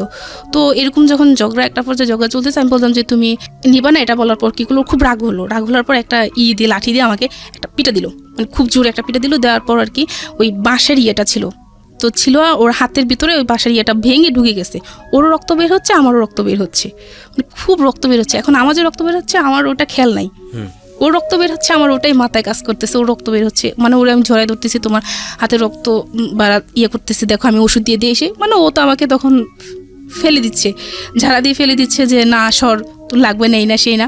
এখন ও খেয়াল করলো যে আমার হাতও কেটে গেছে, তখন ও আবার ওর হাত রেখে আমার করলো, মানে এই যে দুইজনের যে একটা ভালোবাসার বিষয়টা হচ্ছে ওদের মধ্যে কিন্তু লাভ ছিল। সো এগুলো নোট করার মতো এই বিষয়গুলো আছে, তারপরেও সন্দেহ আছে, তীব্রতা আছে, একজন আরেকজনকে দংশন করার মতো যে ধরনের ভেতরে বিষ থাকা দরকার সেই ধরনের ব্যাপারও আছে। এবং এটা অফকোর্স এটা মেল ডমিনেন্ট একটা সংসার, যেখানে আসলে আরেকটা জিনিস যে যখন একজন মানুষ জীবন গল্প বলে তখন সে নিজেকে ছাপিয়েই বলে, মানে নিজেকে এমন একটা জায়গায় সে প্রেজেন্ট করে যে আসলে সে অপরাধী না। হয়তো তার হাজব্যান্ডের কাছ থেকে শুনলেও হয়তো অনেক বিষয় দেখা যাবে তার ওয়াইফ সম্পর্কে সে বলছে, তো সেটাও একটু ভাবার বিষয় আছে। সব কিছু মিলিয়ে আপনারা ভাবেন, আমরা একটা আলটিমেট একটা মেসেজ নিতে চাই, দেখা যাক কতদূর সেটা আমরা পেতে পারি। হ্যাঁ বলেন। তারপর মানে এরকম চলতেছিল, তো চলার পর খুব মানে ভালোবাসা মারামারি করে বাড়িতে আসার পর ও আসলো। ঈদে আসার পর কি হলো, বোনের হাজব্যান্ড বোন সহ আমাদের বাড়িতে, আমার শ্বশুর বাড়িতে আসলো। আসার পর আমি আমার দেবরের সাথে কথা বলতেছি, ও আমাকে চা চাইছিল যে আমাকে চা দাও, তো তুমি দাঁড়াও আমি দিচ্ছি। তো ভাইয়ের সাথে কথা বলতেছি যে ভাইয়া যাই হয়েছে এতদিন সংসার যেভাবে হয়েছে, কারণ এখন আমাদের দায়িত্ব যে সংসারটাকে ভালোভাবে তৈরি করা। আপনার বোন ছিল, বোনটাকে বিয়ে দিয়ে দিয়েছেন, এখন আমরা মানে ভালোভাবে সংসারটাকে সুন্দরভাবে গুছিয়ে তুললে আর সমস্যা নাই। এভাবে নিয়ে ভাইয়ের সাথে সাংসারিকভাবে কথা বলতেছে। ও আমার হাজব্যান্ড ওই যে বলো চা দিতে আমার মনে নাই, তো 10 মিনিট পরও আমাকে ডাক দিল, খুব জোরে ডাক দিল। তো ডাক দেওয়ার পর কি করলো, আমি গেলাম, যাওয়ার পর মানে কিছু বুঝে ওঠার আগে ও আমাকে এমন জোরে একটা থাপ্পড় দিল, মানে আমি পুরা পড়ে গেলাম, মানে কি হলো এটা। তো আমি মানে তখন হাসতেছি, আমার চিন্তাধারা ছিল যে আমি এখন যদি মানে কোনো কিছু করি, তাহলে আমার ননদ আছে, ওর হাজব্যান্ড আছে, হাজব্যান্ড আছে, ওরা যদি শুনে তাহলে ব্যাপারটা খারাপ দেখান, আমার ননদ কথা শুনতে হবে শ্বশুরবাড়িতে। আমি একটা মেয়ে হয়ে অন্তপক্ষে এটা পারবো না, আমার ননদ আমার সাথে যাই করুক না কেন, বা ও যাই করুক না কেন। তো এটা বলার পর আমি কি করলাম, ওকে চা এনে দিলাম। আমার মা আমার ছোট বোন তখন ওদের বাড়িতে ছিল, অন্য ঘরে ঘুমালো। তো আমি কি করলাম, ওকে চা এনে দিলাম। ও কি করলো, হাত থেকে পিরিচ ছিল, পিরিচটা ফেলে দিয়ে গায়ের ভিতরে আমার চা ঢেলে দিল, গরম চা পিঠে। ঢালার পর আর কি তারপরে কিছু করি না, তখন ওর পায়ে ধরে বসে আছি যে জানে একটা কথাও বলো না, তুমি চা বলার পরে বলো ঘরে নতুন জামাই আছে, মানে এভাবে বলতেছে ওকে, জান পাখি যা আছে ওকে এগুলো বলে। মানে তারপর শুলাম, শোয়ার পর চোখ বন্ধ করে কতক্ষণ পর আবার দেখি আমার গায়ে মারতেছে। মানে এতক্ষণ কিসের কথা বলতে, কার সাথে? আমার দেবরের সাথে। হ্যাঁ আমি তোকে বললাম। এখন মারার পর এখন আমার শাশুড়ি হঠাৎ করে উঠে দেখে যে এরকম হচ্ছে। তো আমার শাশুড়ি কি শুরু করলি, এখন আমার শাশুড়িকে বকতেছে, আপনার হাজবেন্ড? হ্যাঁ যে খেয়াল রাখে না কিভাবে চলতেছে ঘরের ভিতরে, ওরা এসব খেয়াল রাখে না। মাকে খুব বকতেছে। তো মানে আপনাকে মারছে কেন? ওনার ভাই থেকে তো শাসন করা উচিত ছিল। ওদের সাথে না, ভাইয়ের সাথে আমরা খারাপ কোনো কথা বলতেছি না, ভাই তো খারাপ কিছু বলতেছে না আমাকে, আমি তো সংসারের বিষয়ে কথা বলতেছি। তো ওর মাথায় কি আমি তো সেটা বুঝতে পারতেছি না, ও কেন এরকম করতেছে। একটা সময় সে আমাকে ভালোবাসতেছে, আমার অসুস্থ হয়ে গেলে মানে আমাকে সে কি করবে, শুধু চিন্তাধারা এটা থাকে যে কোন ডাক্তার দেখালে আমাকে ভালো হবে, কোথায় নিলে আমাকে ভালো হবে, তার মাথায় শুধু এসব কাজ করে।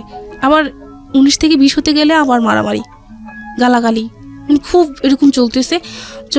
চলার পর তখন পরের দিন আবার এটা মিটমাট হয়ে গেল, নিজে সব মিটমাট করে ফেললো। আমার মা ছিল ওদের বাড়িতে, তখন আমার মাকে আমার শাশুড়ি বললো, আমাকে মারছে সেটা বলে নাই, বললো যে গালাগালি করছে। পরে আমাকে বললো যে মা কি হয়েছে, তো মা কিছু হয় না, আমি সব শুনছি। তখন মার কাছে তো আমি স্বীকার গেছি যে মা এরকম এরকম হয়েছে। তো মা বিশ্বাস করতে পারে না যে মা জামাই এরকম করবে। মানে আমার ফ্যামিলির কোনো মানুষ জানে না যে আমার হাজব্যান্ড এরকম করতেছে আমার সাথে। ছোট আন্টি একটু জানে, ছোট আন্টিকে একটু জানি, পরে ছোট বোনকে একটু বলতেছি, ওকে সম্পূর্ণ বলতেছি না। তো এরকম চলতে থাকলো। তো একটা সময় কি হলো, ওই যে ওর চললো, মানে বিজনেসটা শুরু করলো। তো একদিন আমাকে ফোন দিয়ে বললো, 2016 সালের দিকে কোরবানি ঈদ ছিল, তার 2-3 দিন আগে, 3-4 দিন আগে আর কি, আমি ঢাকা এসে দেখা দেখে বেড়ে আবার দেশে গেলাম। যাওয়ার পর ও ফোন দিল আমাকে, ফোন দিয়ে বললো একটা কথা।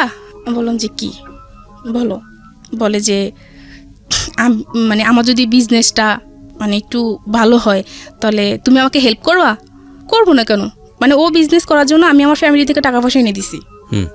যখন ও ব্যবসাটা শুরু করে তখন আমার ফ্যামিলি থেকে টাকা পয়সা এনে দিছি। হ্যাঁ, তো এখন এনে দিলাম, এখন যদি সামনে কিছু লাগে, আমার যতটুকু লাগে আমি হেল্প করব।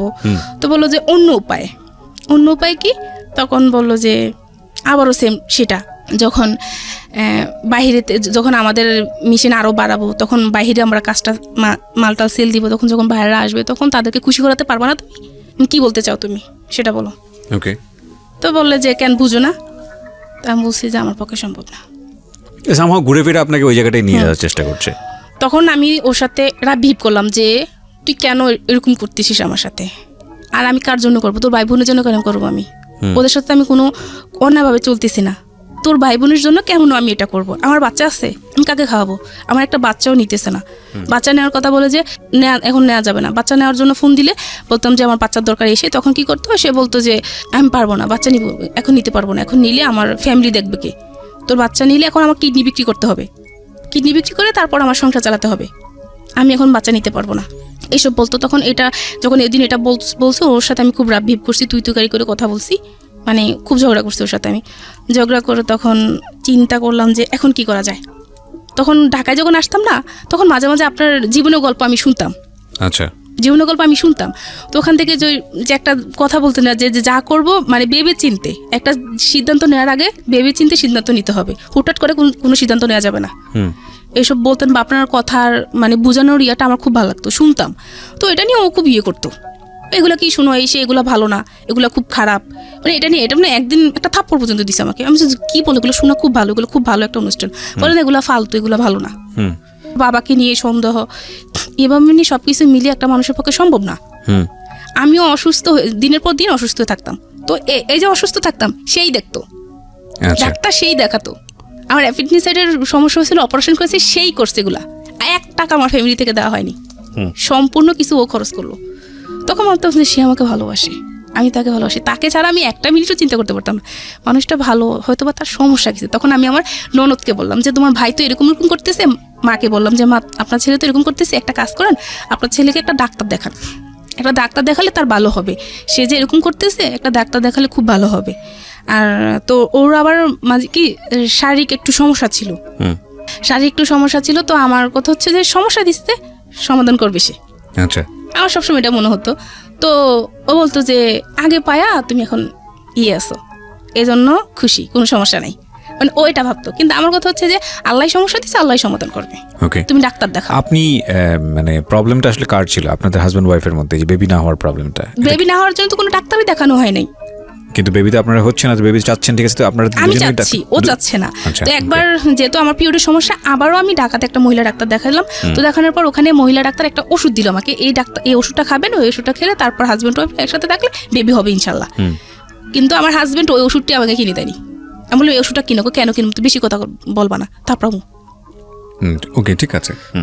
এরকম ভাবে চলতেছে। পরে চলার পর যখন ও আমাকে এটা বললো, তখন সিদ্ধান্ত নিলাম যে না, আর সহ্য করা যায় না। তখন একটা কাজ করি, যে এই যে সে যে আমার সাথে এরকম করতেছে, তো আমাকে যা করতে হবে ভেবে চিন্তে করতে হবে। বোকা তো মানে বোকার মতো এতদিন সব কিছু সহ্য করছি, আমাকে এখন প্রমাণ করতে হবে যে আসলে সে মানুষ খারাপ, সে ভালো না। সবার কাছে সে অনেক ভালো একজন মানুষ, তাকে আমার প্রমাণ করতে হবে যে সে মানুষ ভালো না। তখন যখন যেদিন কোনো একটা বিষয় নিয়ে ঝগড়াঝাটি গালাগালি শুরু হয়ে যেত, 19 থেকে ফোন ধরতে একটু দেরি হইতো, তো এই শুরু হয়ে যেত। তখন আমি আমার বোনকে শোনালাম, আমার মাকে শোনালাম, বাবা তো আগে থেকেই বুঝতে পারলো, শোনালাম, সবাইকে শোনালাম। সবাই মোটামুটি বুঝতে পারতেছে যে আমার হাজবেন্ড খারাপ। তো এটা জানার পরে কি হলো, আমি ঢাকাতেও আস্তে আস্তে আমার বড় মামি বা আমার মামাতো বোন টুন হোক, আমার মেজো মামি, সবাইকে মোটামুটি আমি জানালাম। সবাই মোটামুটি দেখলো, বুঝতে পারলো, সবাই বুঝতে পারলো যে ও আসলে মানে মানুষ হিসাবে বেশি ভালো না। এতদিন মানে ও মুখোশ পড়া ছিল, কিন্তু আসলে সে মানুষ ভালো না। এরকম করার পর কিন্তু ও যে আমার সাথে ওগুলো প্রপোজ করতেছে, ওটা শুধু আমার ছোট বোনকে বললাম আমি, যে মনি এরকম তোর ভাইয়া করতেছে আমার সাথে। ছোট বোনটার বিয়ে হয়ে গেছে, তার বিয়ে হয়ে গেছে। তো তখন বিয়ে হয়ে যাওয়ার পর ছোট বোনটাকে বললাম যে তোর ভাইয়া তো আমাকে এগুলো বলে। তখন ও বললো যে আপু তুই একটা কাজ কর, তুই যাইস না, ভাইয়ের কাছে যাইস না, এভাবে মানুষের জীবন চলে না, তুই যাইস না, কত সহ্য করবি তুই, আর কত সহ্য করবি। এটা বলার পর আমি সিদ্ধান্ত নিলাম যে আস্তে আস্তে সব কিছু মানে ওর কাছ থেকে আমার দূরে সরে যেতে হবে। কিন্তু এখন ওই যে আমি আমার ফ্যামিলির পক্ষ থেকে ওর জন্য যে আমি ফ্যামিলি থেকে টাকা পয়সা আনলাম, ওটা তো আমার দিতে হবে। তার আগেও সে টাকা পয়সা আনছে, ওই টাকাটাও এখনো দেওয়া হয় না। আমার নিজের রিক্সে যেটা আনলাম, আমার নিজের রিক্স নিয়ে মামির কাছ থেকে টাকা নিলাম, সেই টাকাটা তো আমাকে তাকে দিতে হবে। সবার টাকাটা বাদ যাক, আমি তো মামির টাকাটা নিতে হবে। তো এই কটা দিন আমি তার সাথে ভালো বাবু কাটিয়ে টাকাটা উঠে নেই, তারপর আমি যা করার করবো, সবাইকে তখন জানাবো। এটা হওয়ার পর আমি কি করলাম, যে চলতেছি। এখন ও ফোন দিত না। এখন একটা পর্যায়ে কি হয়ে গেল, ঠিক মতো ফোন দিত না। এই যে ঝগড়াঝাটি এসব চলতেছে, একটা সময় সে আমাকে ফোন দিত না। তো ফোন দিত না, তখন খারাপ লাগতো, ভালোবাসার মানুষটা ফোন দিচ্ছে না, মানে খুব খারাপ লাগতো। তো তখন আমি ফোন দিতাম যে জান তুমি ফোন দিচ্ছ না কেন? তো বললো যে তোর রূপ আছে না গুণ আছে, তোর কোনটা আছে যে তোর সাথে আমি কথা বলবো? তোর রূপ আছে না গুণ আছে, কোনটা নিয়ে কথা বলবো তোর সাথে? এটা বলার পর নিজের কাছে একটু খারাপ লাগলো। ওই দিনে মনে হলো আর কি, আমার হাজবেন্ড আমাকে পছন্দ করে বিয়ে করেনি। ওই বিয়ের পর দিন একটা বললো, তারপর থেকে আমাকে আর কোনোদিনও বুঝতেই দেয়নি। ও মায়ের সাথে বোনের সাথে যাই খারাপ ব্যবহার করতো, আমাকে কোনোদিন বুঝতে দেয়নি যে মানে সে আমাকে পছন্দ করেনি বা কালো বলে সে আমাকে কোনো অবহেলাই করেনি, এরকম কোনো কিছু বুঝতে দেয়নি। যখন সে আমাকে এই কথাটা বললো, তখন আমি মানে অনেকটা খারাপ লাগলো আমার কাছে। তো খারাপ লাগার পর আমি আমাদের বাড়িতে আসলাম। আসার পর মাকে বললাম যে মা এরকম মানে আপনার জামাই তো এই কথা বলতেছে আমাকে। তো বলার পর মা বললে যে মানুষটা বর্তমানে কত কিছু ব্যবহার করে, তুই এসব ব্যবহার কর, তুই দেখবি ফসা হয়ে যাবি। মা এগুলো কি বললেন, এগুলো তো ঠিক না, কয়দিন ব্যবহার করবো কালো হয়ে যাবে আবারও। তো মা কি করলো, একজনের কাছ থেকে পরামর্শ নিয়ে নে, তুই ব্যবহার করে এগুলা। তাকে এগুলো ব্যবহার করা শুরু করলাম, মোটামুটি মানে ভালো ফল পাচ্ছি। তো এখন কি হলো দেখতেছি না, মানে ওর চিন্তাধারা এখন এরকমই, কোনো কিছু তো হইলে বাবাকে নিয়ে সন্দেহ। আর ওই যে ওইটা বললাম, ওইটা এখন আপাতত তো হওয়ার পর আমি ঢাকায় আসলাম, একবার ঢাকা বেড়াতে আসলাম। আসার পর ও বলতেছে দেখো আমার মানে ওর সমস্যা, ও সেটা প্রকাশ করেনি বা বলতে চায় না। বলে চলো আমরা একটা কাজ করি, যে আমরা 2-3 মিলে কিছু করি। কি করবা? তোমরা বলো 2-3 মিলে কিছু করি, এটা তো মজা পাওয়া যাবে। এমনিতে ডাইরেক্ট বলতেছে, তুমি যেগুলো বলতেছো আমি তো ওগুলো সবাইকে বলে দেবো, আমি তো আর ভিতরে রাখবো না এগুলা। তো তুই বললে সমস্যা কি, কোনো সমস্যা আছে আমার? তোকে কে বিশ্বাস করবো? সবাই তো আমাকে বিশ্বাস করে, কেউ জানলে আমি জীবনও এটা করবো না। আমি বলবো তুই মিথ্যা কথা বলস। তো ওখানে আমি চিন্তা করলাম যে কথাটা ঠিক, কারণ ওকে সবাই খুব ভালোভাবে বিশ্বাস করে, ও এরকম মানুষে না, এরকম সবাই চিন্তা মানে করবে। এটা বলার পর তখন আমি ভাবলাম যে কি করা যায়, এখন কি করা যায়, না আর যাবো না। তখন ডিসিশন নিলাম যে আর যাবো না। তখন বাড়ি আসলাম, বাড়ি আসার কিছুদিন পর আবার ঈদ ঘনিয়ে আসলো। ও ঈদের সময় বাড়িতে গেল। বাড়িতে যাওয়ার পর দেখলাম যে একজন একভাবে, ও ওর মতো চলতেছে, আমি আমার মতো চলতেছি, মানে দুজনের প্রতি ওই কোনো ভালোবাসা, কোনো কিছু আগ্রহী নাই। মানে আমার দিক থেকে আগ্রহটা মোটেই নাই, আমার দিক থেকে আমি আগ্রহটা অনেকটা কমিয়ে দিছি, যে না এই লোকটার সাথে আমি আর কোনোভাবে সম্পর্ক মানে সামনে আর আগাবো না। যে লোকটা মানে আমার সাথে এরকম করতেছে, করার পরে কি হলো, আমি ওর সাথে কি নিয়ে জানি খুব ঝগড়া হলো আমার সাথে। ঝগড়া হওয়ার পর আমি বাবার বাড়িতে চলে আসলাম ঈদের টাইমে। চলে আসার পর এখন ডিসিশন নিলাম যে আমি আর যাবো না, ওর ভাত আর খাবো না, এরকম চিন্তা করে সবাইকে বলে দিলাম। তো সব বলে কি হয়েছে, বললাম যে এরকম করতেছে, আমার পক্ষে সম্ভব, আমি তো একটা মানুষ, এই যে এত কিছু হচ্ছে ওর সাথে আমার সাথে, ওর ফ্যামিলির প্রতি কখনো আমার কোনো কর্তব্যবোধ কোনো কিছু আমার কমতি নাই, তাদের সাথে আমার যা করা দরকার তাই করতেছি। আর এরকম করতে তারপর আমি কি করলাম, বাবার বাড়ি চলে যাওয়ার পর তো আমার বড় মামির সাথে কথা হলো যে এরকম চলে আসবো। তো মামি বললো যে আচ্ছা ঠিক আছে, তুই একটা কাজ কর, তুই ঢাকায় চলে আস। ঢাকায় এসে কদিন থাকা আমাদের এখানে, মানে উনি তো সবার চিন্তাধারা ছিল কদিন ঢাকায় থাকলে মনে মানুষ তো আস্তে চেঞ্জ হয়ে যাবে, রাগের সময় তো মানুষ এরকম হয়। তো ওদের বাড়িতে ছিল, আমি তখন ঢাকায় চলে আসলাম। ঢাকায় চলে আসার পর ওর সাথে আমার সাথে যোগাযোগ, একদিনে 2 দিন ফোন দিয়েছিল, বলছিলাম যে তুই আমার ফোন দিবি না, মানে তুই তুকারি করতাম তখন, তুই আমার ফোন দিবি না, তোর সাথে আমার কোনো কথা নাই, আমি তোর ভাত খাবো না। এ বলে ওর সাথে ফোন রেখে দিলাম। রেখে দেওয়ার পর ওর সাথে আমার সাথে কোনো যোগাযোগ নেই। তো মামার বাসায় গেলাম, মামার বাসায় গিয়ে চলতেছে এরকম।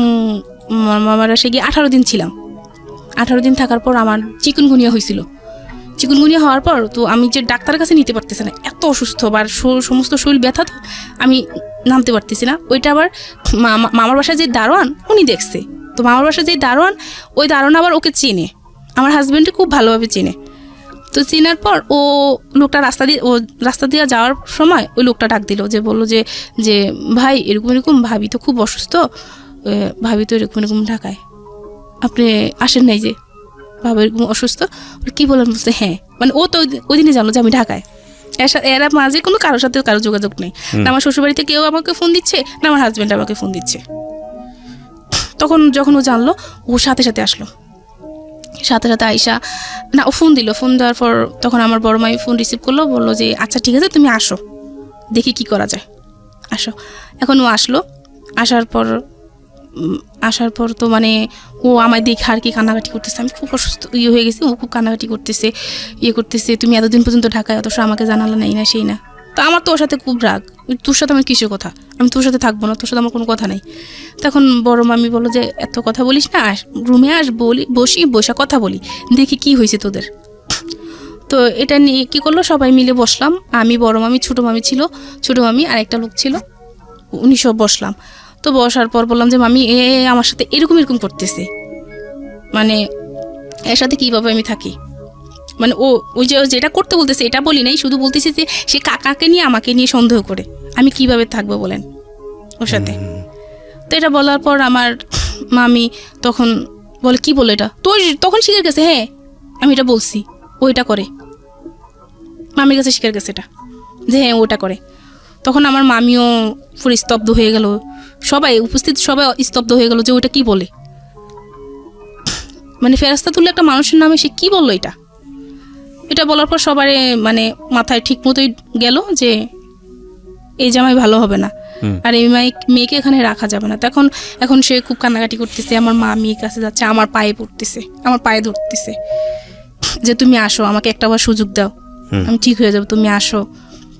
তো যখন এই 18 দিন ছিলাম না, তা 18 দিনের মাঝে আমার ফোনে একটা ইমুতে একটা ফোন আসতো, খুব ফোন আসতো। তো লোকটা আমাকে বলতাম যে ফোন দিয়েন না, বা আমার মামাতো বোন, ভাই, মামামি সবাই শুনতো যে আমি লোকটা খুব বকা দিতাম। আমি ব্লক করতাম, ব্লক হতো না, মানে বুঝতে পারি না ব্লকটা যে প্রোফাইলে গিয়ে ব্লক করলে ব্লক হয়, এটা আমি বুঝতাম না, মানে ততটা ছিল না আমার। তো খুব ফোন দিচ্ছে, তখন ও আমাকে বুঝাচ্ছে আসো শোনা, এভাবে কেমনে হইব, আসো আমি এখন ডাক্তার দেখাবো, তোমাকেও ডাক্তার দেখাবো, আমিও ডাক্তার দেখাবো, আমরা বাচ্চা নিব, আমরা মানে সংসার করব। তো আমি বললেই যে তখন চিন্তা করলাম যে মানুষটা যে এত কান্নাকাটি করতেছে, তাহলে একটা কাজ করি, তাকে বলি যে আমাকে যে সে এত সন্দেহ করে, তাহলে তার কাছে আমাকে রাখো, সে আমাকে গাছতলায় রাখো, গাছতলায় থাকবো, সমস্যা নেই, তার সাথে আমি থাকবো। তো বললাম যে আমি তোমার কাছে থাকবো, আমাকে নিয়ে যে তোমার এত সন্দেহ, তাহলে আমি একা থাকবো না, আমি তোমার কাছে থাকবো, যাতে তোমার সন্দেহটা দূর হয়ে যায়। বলেছে আচ্ছা ঠিক আছে। তো যে রুম ছিল ওই রুম ভালো ছিল, আমি যতটুকু জানি যে রুমটা ভালো, 4তলা রুম আছে, একটা রুম 2জন মিলে থাকবো, একটা রুম তো 2জনের জন্য এনাফ, 2জন মিলে থাকবো, খাবো, খুব ভালো, রাজি হলাম। তো ওকে তখন যখন আসবো তখন আমি ওকে বললাম আর কি যে শুনো, আমার ফোনে না মানে একটা নাম্বারে খুব ফোন আসতেছে, তুমি দেখো এটা দেখে আবার তোমার তো আবার সন্দেহবাজ মানুষ, আবার সন্দেহ করো না, এই নাম্বারে ফোন আসতেছে, তুমি আমাকে সন্দেহ করো না, মানে এরকম আমি ব্লক করতেছি কিন্তু ব্লক হচ্ছে না। তো আচ্ছা ঠিক আছে, সমস্যা নাই। তো এটা বলার পর ওর কাছে আসলাম, ওর বাসায় নিয়ে আসলো আমাকে। যখন কান্নাকাটি করে সবাই বুঝালো আচ্ছা ঠিক আছে যা, আসলাম ওর বাসায়।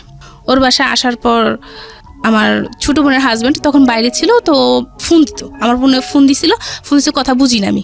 তো কী করলো, SMS করলো যে আপু আমি তো কথা বুঝতেছি না, তো আমি রাতে আপনাকে ফোন দিব। SMS করে লিখে দিল যে রাতে আপনাকে ফোন দিব। তো আচ্ছা ঠিক আছে রাতে ফোন দিবে, ওইটা ওর হাতে পড়লো যে রাতে ফোন দিবে, ওর সাথে তোমার কিসের কথা রাতে? তো তোমার ছোটো ভাই, কি বলো তুমি? ছোটো ভাইয়েরা তো এরকম করে সেরকম করে, মানে আবারও চিন্তাধারা অন্যরকম যে আমার বোনের হাজব্যান্ডের সাথে আমার কী সম্পর্ক, ও কেন আমাকে রাতে ফোন দিবে। এটা নিয়ে আমার গিমজিম, এই 2 দিন না হতে আবার গিমজিম শুরু হয়ে গেছে, কী যে একটা অবস্থা, ঝগড়াঝাটি। তো আমি বুঝাতে লাগলাম যে এরকম করো না, এসব চিন্তা ছাড়ো, এসব চিন্তা ছাড়ো, ভালো হয়ে যাও, ভালো হয়ে চলি, এটা ভালো হবে। আমি একবার চলে গেছি, তারপরে আবার আনছো, এখন আবার এরকম করতেছো না, সে বুঝতেছে না। তখন আমিও খুব রাগ করলাম, রাগ করে ওর সাথে তুই করে আমিও ঝগড়াঝাটি করা শুরু করলাম, কেন এরকম করতেছিস তুই, মানে তুই করে কথা বললাম। তো যাক, ওখানে আবার শান্ত হয়ে গেল, আবার সব ঠিকঠাক। এখন জানি তো যে এই রুমে নিছে, কিন্তু ও রুমে না, ছোট্ট আরেকটা রুমে, বলতেছে ওই রুমে আমার সব কিছু আছে, এই রুমে আমি থাকবো, ওই রুমটাতে থাকতে ভালো লাগে না, আমি এই রুমে থাকবো। তো একটা কাজ করবো, তো 4তলায় ছিল রুমটা, 2তলায় রুমটা এখন আবার 2তলায় রুম নিছে, 4তলায় অন্য 2জন থাকে। তো একটা কাজ করো, তুমি 4তলায় গিয়ে রান্না করো। এখন কি হতো, 2তলা থেকে 4তলায় রান্না করতে যেতাম, আবার 4তলা থেকে 2তলা আইসা ঘুমাতাম, মানে এরকম 2তলা 4তলা 2তলা 4তলা চলতো। থাকি না সমস্যা কি, মানে এটা দেখি না মানুষটা ভালো হয় কিনা। তখন কি হলো, ওই যে বললাম মিমুতে একটা ছেলে আমাকে ফোন দিছিল, তো ওই ছেলেটা একদিন ফোন দিল, ফোন দেওয়ার পর আমি বলতেছি দেখি আমি ব্লক করতে পারতেছি না, তুমি ব্লক করে দাও। আর যেহেতু ফোন দিচ্ছে, ফোন রিসিভ করার দরকার নাই, আমি তো লোকের সাথে কথা বলার কোনো দরকার নাই। তো এটা নিয়ে আবার ঝামেলা শুরু হয়ে গেল। তো ওই লোকটাকে ওই দিনে আমি কিভাবে জানি প্রোফাইলে গিয়ে আমি ব্লক করে দিলাম, শেষ। ওই দিনে ওই কাহিনিটা ওখানে শেষ, এটা নিয়ে ঝগড়া হওয়ার পর ওইখানে কাহিনিটা এটা শেষ। এখন কি করতো, রাতের বেলা আসতো, ঘুমাইতাম বা আমি শুয়ে থাকতাম, মানে হঠাৎ করে ওর কি মেজাজ খারাপ হইতো জানি না, কোনো কিছু হইলে আমার আঙ্গুল দিয়ে খোঁচায় শরীরের ভিতর খোঁচাইতো। ও মানে তুই কার সাথে কথা বলিস, কয়জনের সাথে কথা বলিস, মা তুলে গালিগালাজ করতো। ওকে, আমরা ইন ডিটেইলে না যাই, অশ্লীল কথাবার্তা বলতো। হ্যাঁ, এসব তুলে গালিগালাজ করতো, আর মানে করতো, খুব বকাবাদ্য করতো। তো এরকম চলতেছে, এরকম অনবরত চলতেছে। চলার পর মানে কি করবো কোনো কিছু বুঝতে পারতেছি না। এদিক দিয়ে আমার যে কাকা খুব অসুস্থ হয়ে গেল। কাকার তখন ক্যান্সার ধরা খাওয়ার পর ওর মাথায় তখনও মানে জানে যে কাকার ক্যান্সার, ওর মাথায় তখনও কোনো কিছু কাজ করে না যে এই মানুষটা ক্যান্সার, এই মানুষটা মারা যাবে। এখন এই মানুষটাকে নিয়ে কথা না বললে কি নয় না, ওর এখন এইগুলাই বলতেছে, কাকাকে নিয়ে সম্পর্ক বা বোনের হাজব্যান্ড। এখন ওই যে ওগুলার অফার আর করেনি, ওই দিনকার পর থেকে করার পর, রাগারাগি করার পর ওই প্রপোজগুলো আর করেনি। তো এখন বাবা অসুস্থ, বাড়ি থেকে একটু ফোন দিতে পারতো না। যখন মাকে ফোন দিতাম তো বলতো যে বাবা খুব অসুস্থ, তোর বাবার আজকে এই অবস্থা। তখন শুনলে খুব খারাপ লাগতো যে আমার মানে বাবার এই অবস্থা। আর আমি যখন থেকে আমার হাজব্যান্ড এগুলো সন্দেহ করা শুরু করলো, তখন থেকে আমি কোনোদিনও মানে বাবা বলে জড়িয়ে ধরতে পারিনি যে এ মানুষটা আমার বাবা, কাকা, যে মানুষটা আমার ছোট থেকে বড় করছে। একটা দ্বন্দ্ব লাগতো, বুকের ভিতরটা জানি কেমন করতো যে এই মানুষটাকে নিয়ে আমার হাজব্যান্ড এত কথা বলে, যে মানুষটা আমাকে মা ছাড়া কখনো কথা বলেনি। আমার সন্তান নাই, কিন্তু আমার বাবা আমাকে মা ডাকতো, ওইটাই আমার আল্লাহর কাছে শুকরিয়া ছিলাম। তো এখন এরকম চলতেছে। চলার পর আমি একদিন কি করলাম, আমার মামার বাসায় গেলাম। আমার মামাতো বোন, আমার খালাতো বোন সবাই ছিল বাসায়। আমি গেলাম ওদের কাছে, গিয়ে মানে কয়েকদিন থাকলাম, 3 দিন থাকলাম আর কি। 3 দিন থাকলাম, ওকে বললাম যে আমি থাকি। তো প্রথম দিল, কিন্তু পরে আসার পর আর কি এগুলো নিয়ে ঝামেলা করলো যে কেন ছিলি, এই সেই, তোর কি খবর আছে যে আমি যে একটা মানুষ ছিলাম, খাওয়া দাওয়ার কষ্ট হচ্ছে, তোর কি এটা খবর ছিল? এটা নিয়ে আর কি ঝগড়াঝাটি হলো। ও করলো আমার সাথে, আমি করলাম যে তুমি কি কইতে চাও এইসব। মানে এখন তো আমি পুরোপুরি ওর থেকে মানে দূরে চলে যাচ্ছি, যে মানুষটার সাথে আমি আর থাকবো না। এই মানুষটার সাথে আমি থাকবো না, যতই সুযোগ দিয়ে দেয় করি না কেন, এই মানুষটার সাথে আমি মন মিশিয়ে আমি চলতে পারবো না। যে মানুষটা আমার সাথে এরকম করতেছে, দিনের পর দিন আমাকে এরকম অত্যাচার করতেছে, মানসিকভাবে এরকম অত্যাচার রাখতেছে, যে ডাক্তার দেখাক শত, কিন্তু এগুলা দিয়ে তো সে আমাকে শান্তি দিচ্ছে না। একটা মেয়ের শান্তি কিসে? স্বামী, সেই স্বামীর কাছে তো আমি শান্তি পাচ্ছি না। তো এটা নিয়ে খুব ঝগড়া হলো, একদিন রাতে খুব ঝগড়া হলো। ঝগড়া হওয়ার পর মানে একটা পর্যায়ে ও আমাকে খুব মারলো, অনেক মারলো। মারার পর আমি আমার ভাইকে ফোন দিলাম যে আমার এই করছে, আমাকে মারছে। মারার পর কি করলো, ভাই আসলো পরের দিন। আসার পর ভাই আসা দেখলো যে আমার গলায় করে মানে মারছে, তো দাগ পড়ে গেছে, করছিল, সব কিছুতে দাগ পড়ে গেছিল। তো যখন ভাই বললো যে এগুলা কি, ও বললো যে ভাইয়া ওর তো আসলে অ্যালার্জির সমস্যা, এই কারণে এরকম। ওকে আমি কিচ্ছু করিনি, মানে ও যে এত মারতো। ও বলতো যে আমি একটা থাপ্পড় দিছি, এখনো পর্যন্ত স্বীকার যায় যে আমি একটা থাপ্পড় দিছি, আমি কখনো ওকে মারিনি। আমি বললাম যে আমি চলে যাব, তা আবার বাড়িতে চলে গেলাম। বাড়িতে চলে যাওয়ার পর এখন আমার শ্বশুর, শাশুড়ি, ননদ, দেবর সবাই বুঝাচ্ছে যে আরেকটা সুযোগ দেওয়া, আসো। ও কান্নাকাটি করতেছে, দেখো তুমি ছাড়া আমার কেউ নাই, আমি ভুল করছি, আমাকে ক্ষমা করে দাও, তুমি আসো। তখন পুরোপুরি ভাবলাম যে ওর মাথায় আসলে সমস্যা আছে।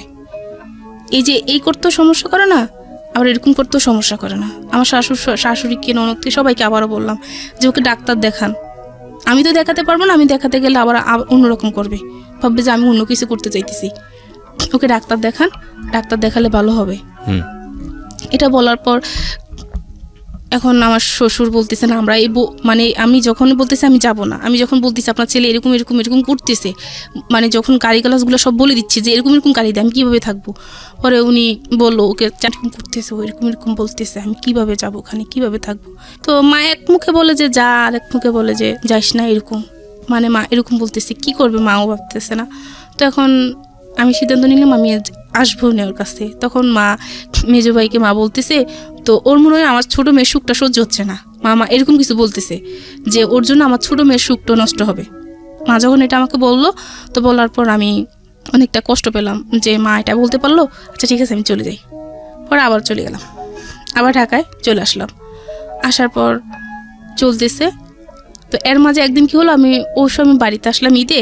আসার পর আমি যেহেতু একা থাকি, সবসময় একা থাকি, বাচ্চা কাচ্চা নাই, তো সেই ক্ষেত্রে কী করলো, নিজে আমাকে ফেসবুক আইডি খুলে দিল যে এটা চালাও, মন ভালো থাকবে।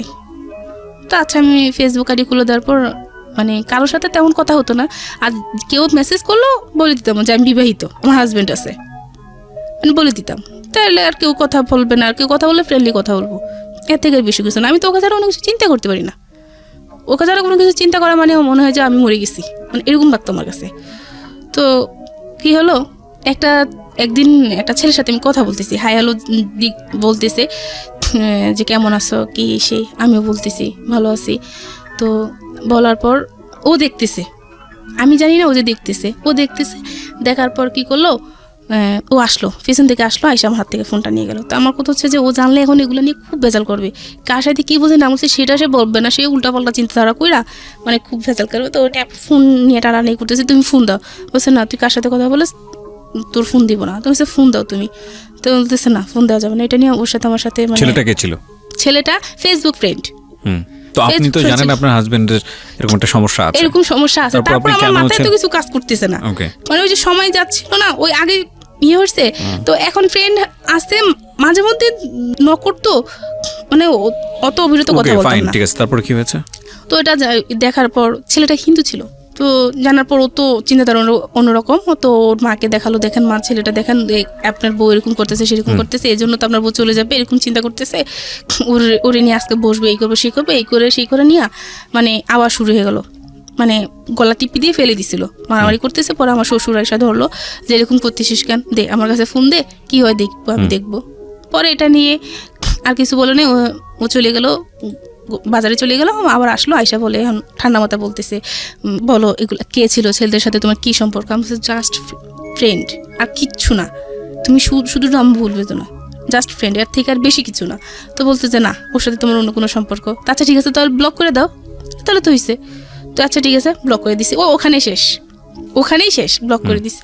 এখন এটা নিয়েও কী করতো, রাতে এটা নিয়েও কথা তুলতো, বিভিন্ন সময় মেজাজ করা থাকতো যে ওর ফ্যাক্টরিতে ফোন দিত, ওর ভাই থাকতো না ফ্যাক্টরিতে, ভাই থাকতো না, পাইতো না। তো না পাইলে কী করতো, ওর ভাইকে যদি না পাইতো ওই ঝালটা আমার উপর উঠাইতো, ওর রাগটা আমার উপর উঠাইতো। এটা নিয়ে এরকম ঝামেলা হচ্ছে দিন তারপর আবার ঢাকায় চলে গেলাম। ওই ইয়ের পর তারপর দিন ঢাকায় চলে আসলাম। চলে আসার পর তো এভাবে চলতে থাকার পর 2018 সালের দিকে আমি যখন ওকে বাচ্চার কথা আবারও বললাম, তো বলে যে এখন তো টাকা পয়সা হাতে নেই, টাকা পয়সা হাতে আসুক তারপর আমরা ডাক্তার দেখাবো। তো আমি বলি যে আচ্ছা ঠিক আছে। এটা বলে আমি আমার নানুর বাড়িতে বাসায় বেড়াতে গেলাম কেরানীগঞ্জে। ওখানে যাওয়ার পর আমি একটা চাকরির অফার পেলাম। চাকরির অফার পাওয়ার পর যে চাকরিটা করব, ওনাদের সাথে আমি কথা বললাম, ওনারা বললো যে আচ্ছা ঠিক আছে নিব। তো ওকে আমি ফার্স্ট বললাম, আর ও বললো যে ঠিক করছে, তুমি করবো, আচ্ছা তার তো ভালো হয়েছে, মিষ্টি খাওয়াই সেই মানে হাসি খুশি। তো আমি ভাবছি তো রাজি হয়ে গেছে। তো আমার কাছে আমার সবসময় কাগজপত্র আমার সাথে থাকে। আমি করলাম কাগজপত্র সব কিছু জমা দিয়ে দিলাম, মানে চাকরি করবো আমি। পরে ওরকম আমি বুঝে বললাম, শুনো যেহেতু তোমার কাছে টাকা পয়সা নেই, তো আমি তাহলে 2 বছর চাকরি করি 2 বছর চাকরি করে টাকা পয়সা যা জমিয়ে তারপর আমরা ভেবে নিব, ডাক্তার দেখাবো। তুমি এদিকে তুমি করে তুমি তোমার সংসারটাকে গড়ে তোলো। তা এটা বলছি, আচ্ছা ঠিক আছে। এখন কাগজপত্র জমা দিতে গেছি, তখনও কিছু বললো না।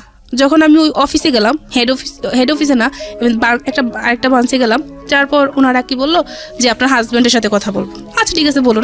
আমি তো জানি আমার হাজব্যান্ড বলছে আমাকে।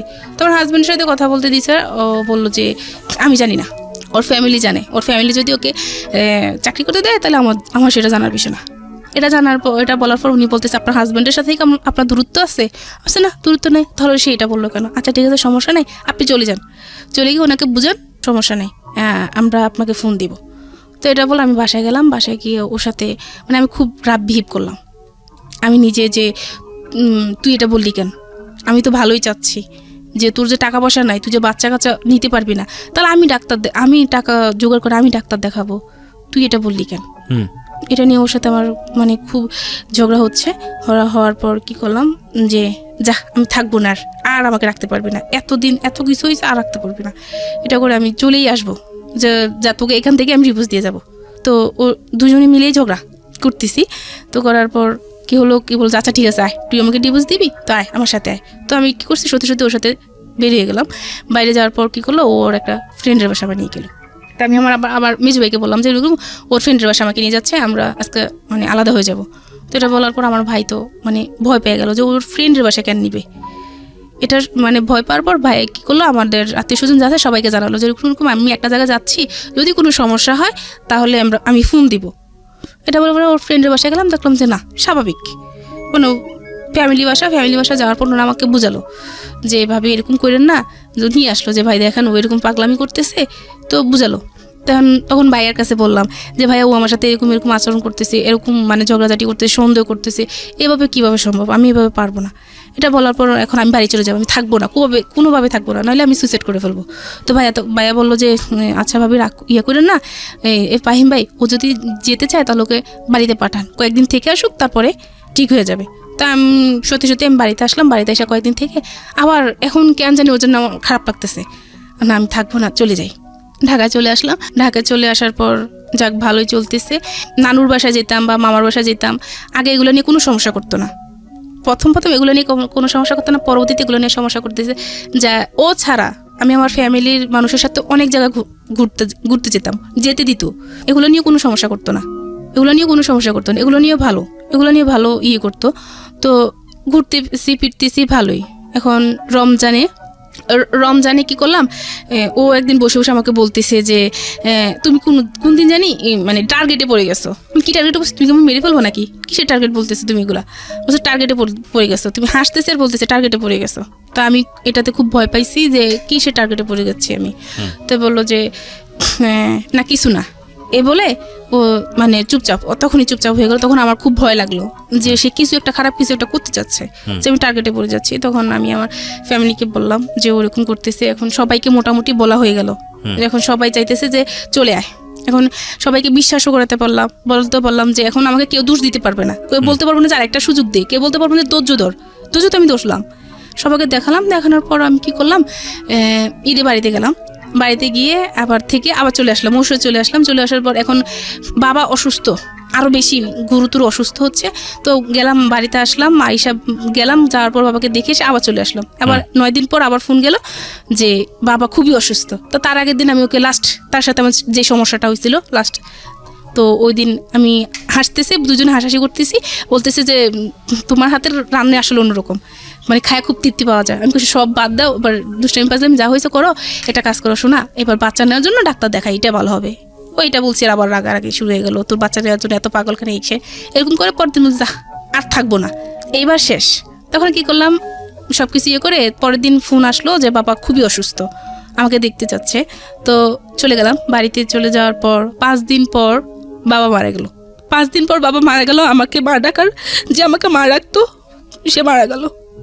তো বাবা মারা যাওয়ার আগে মানে শুধু এটা বলো যে মা তুই খুব ভালো ভালো থাকবি, তুই খুব ভালো থাকবি, আর এই লোকটার কাছে না যাওয়াটা ভালো হবে, যে এত কষ্ট দেয় আমার মাটারে। তো বাবা মারা যাওয়ার পর ওকে জানানো হলো, ওরা গেল, যাওয়ার পর যা কিছু করার করে চলে আসলো।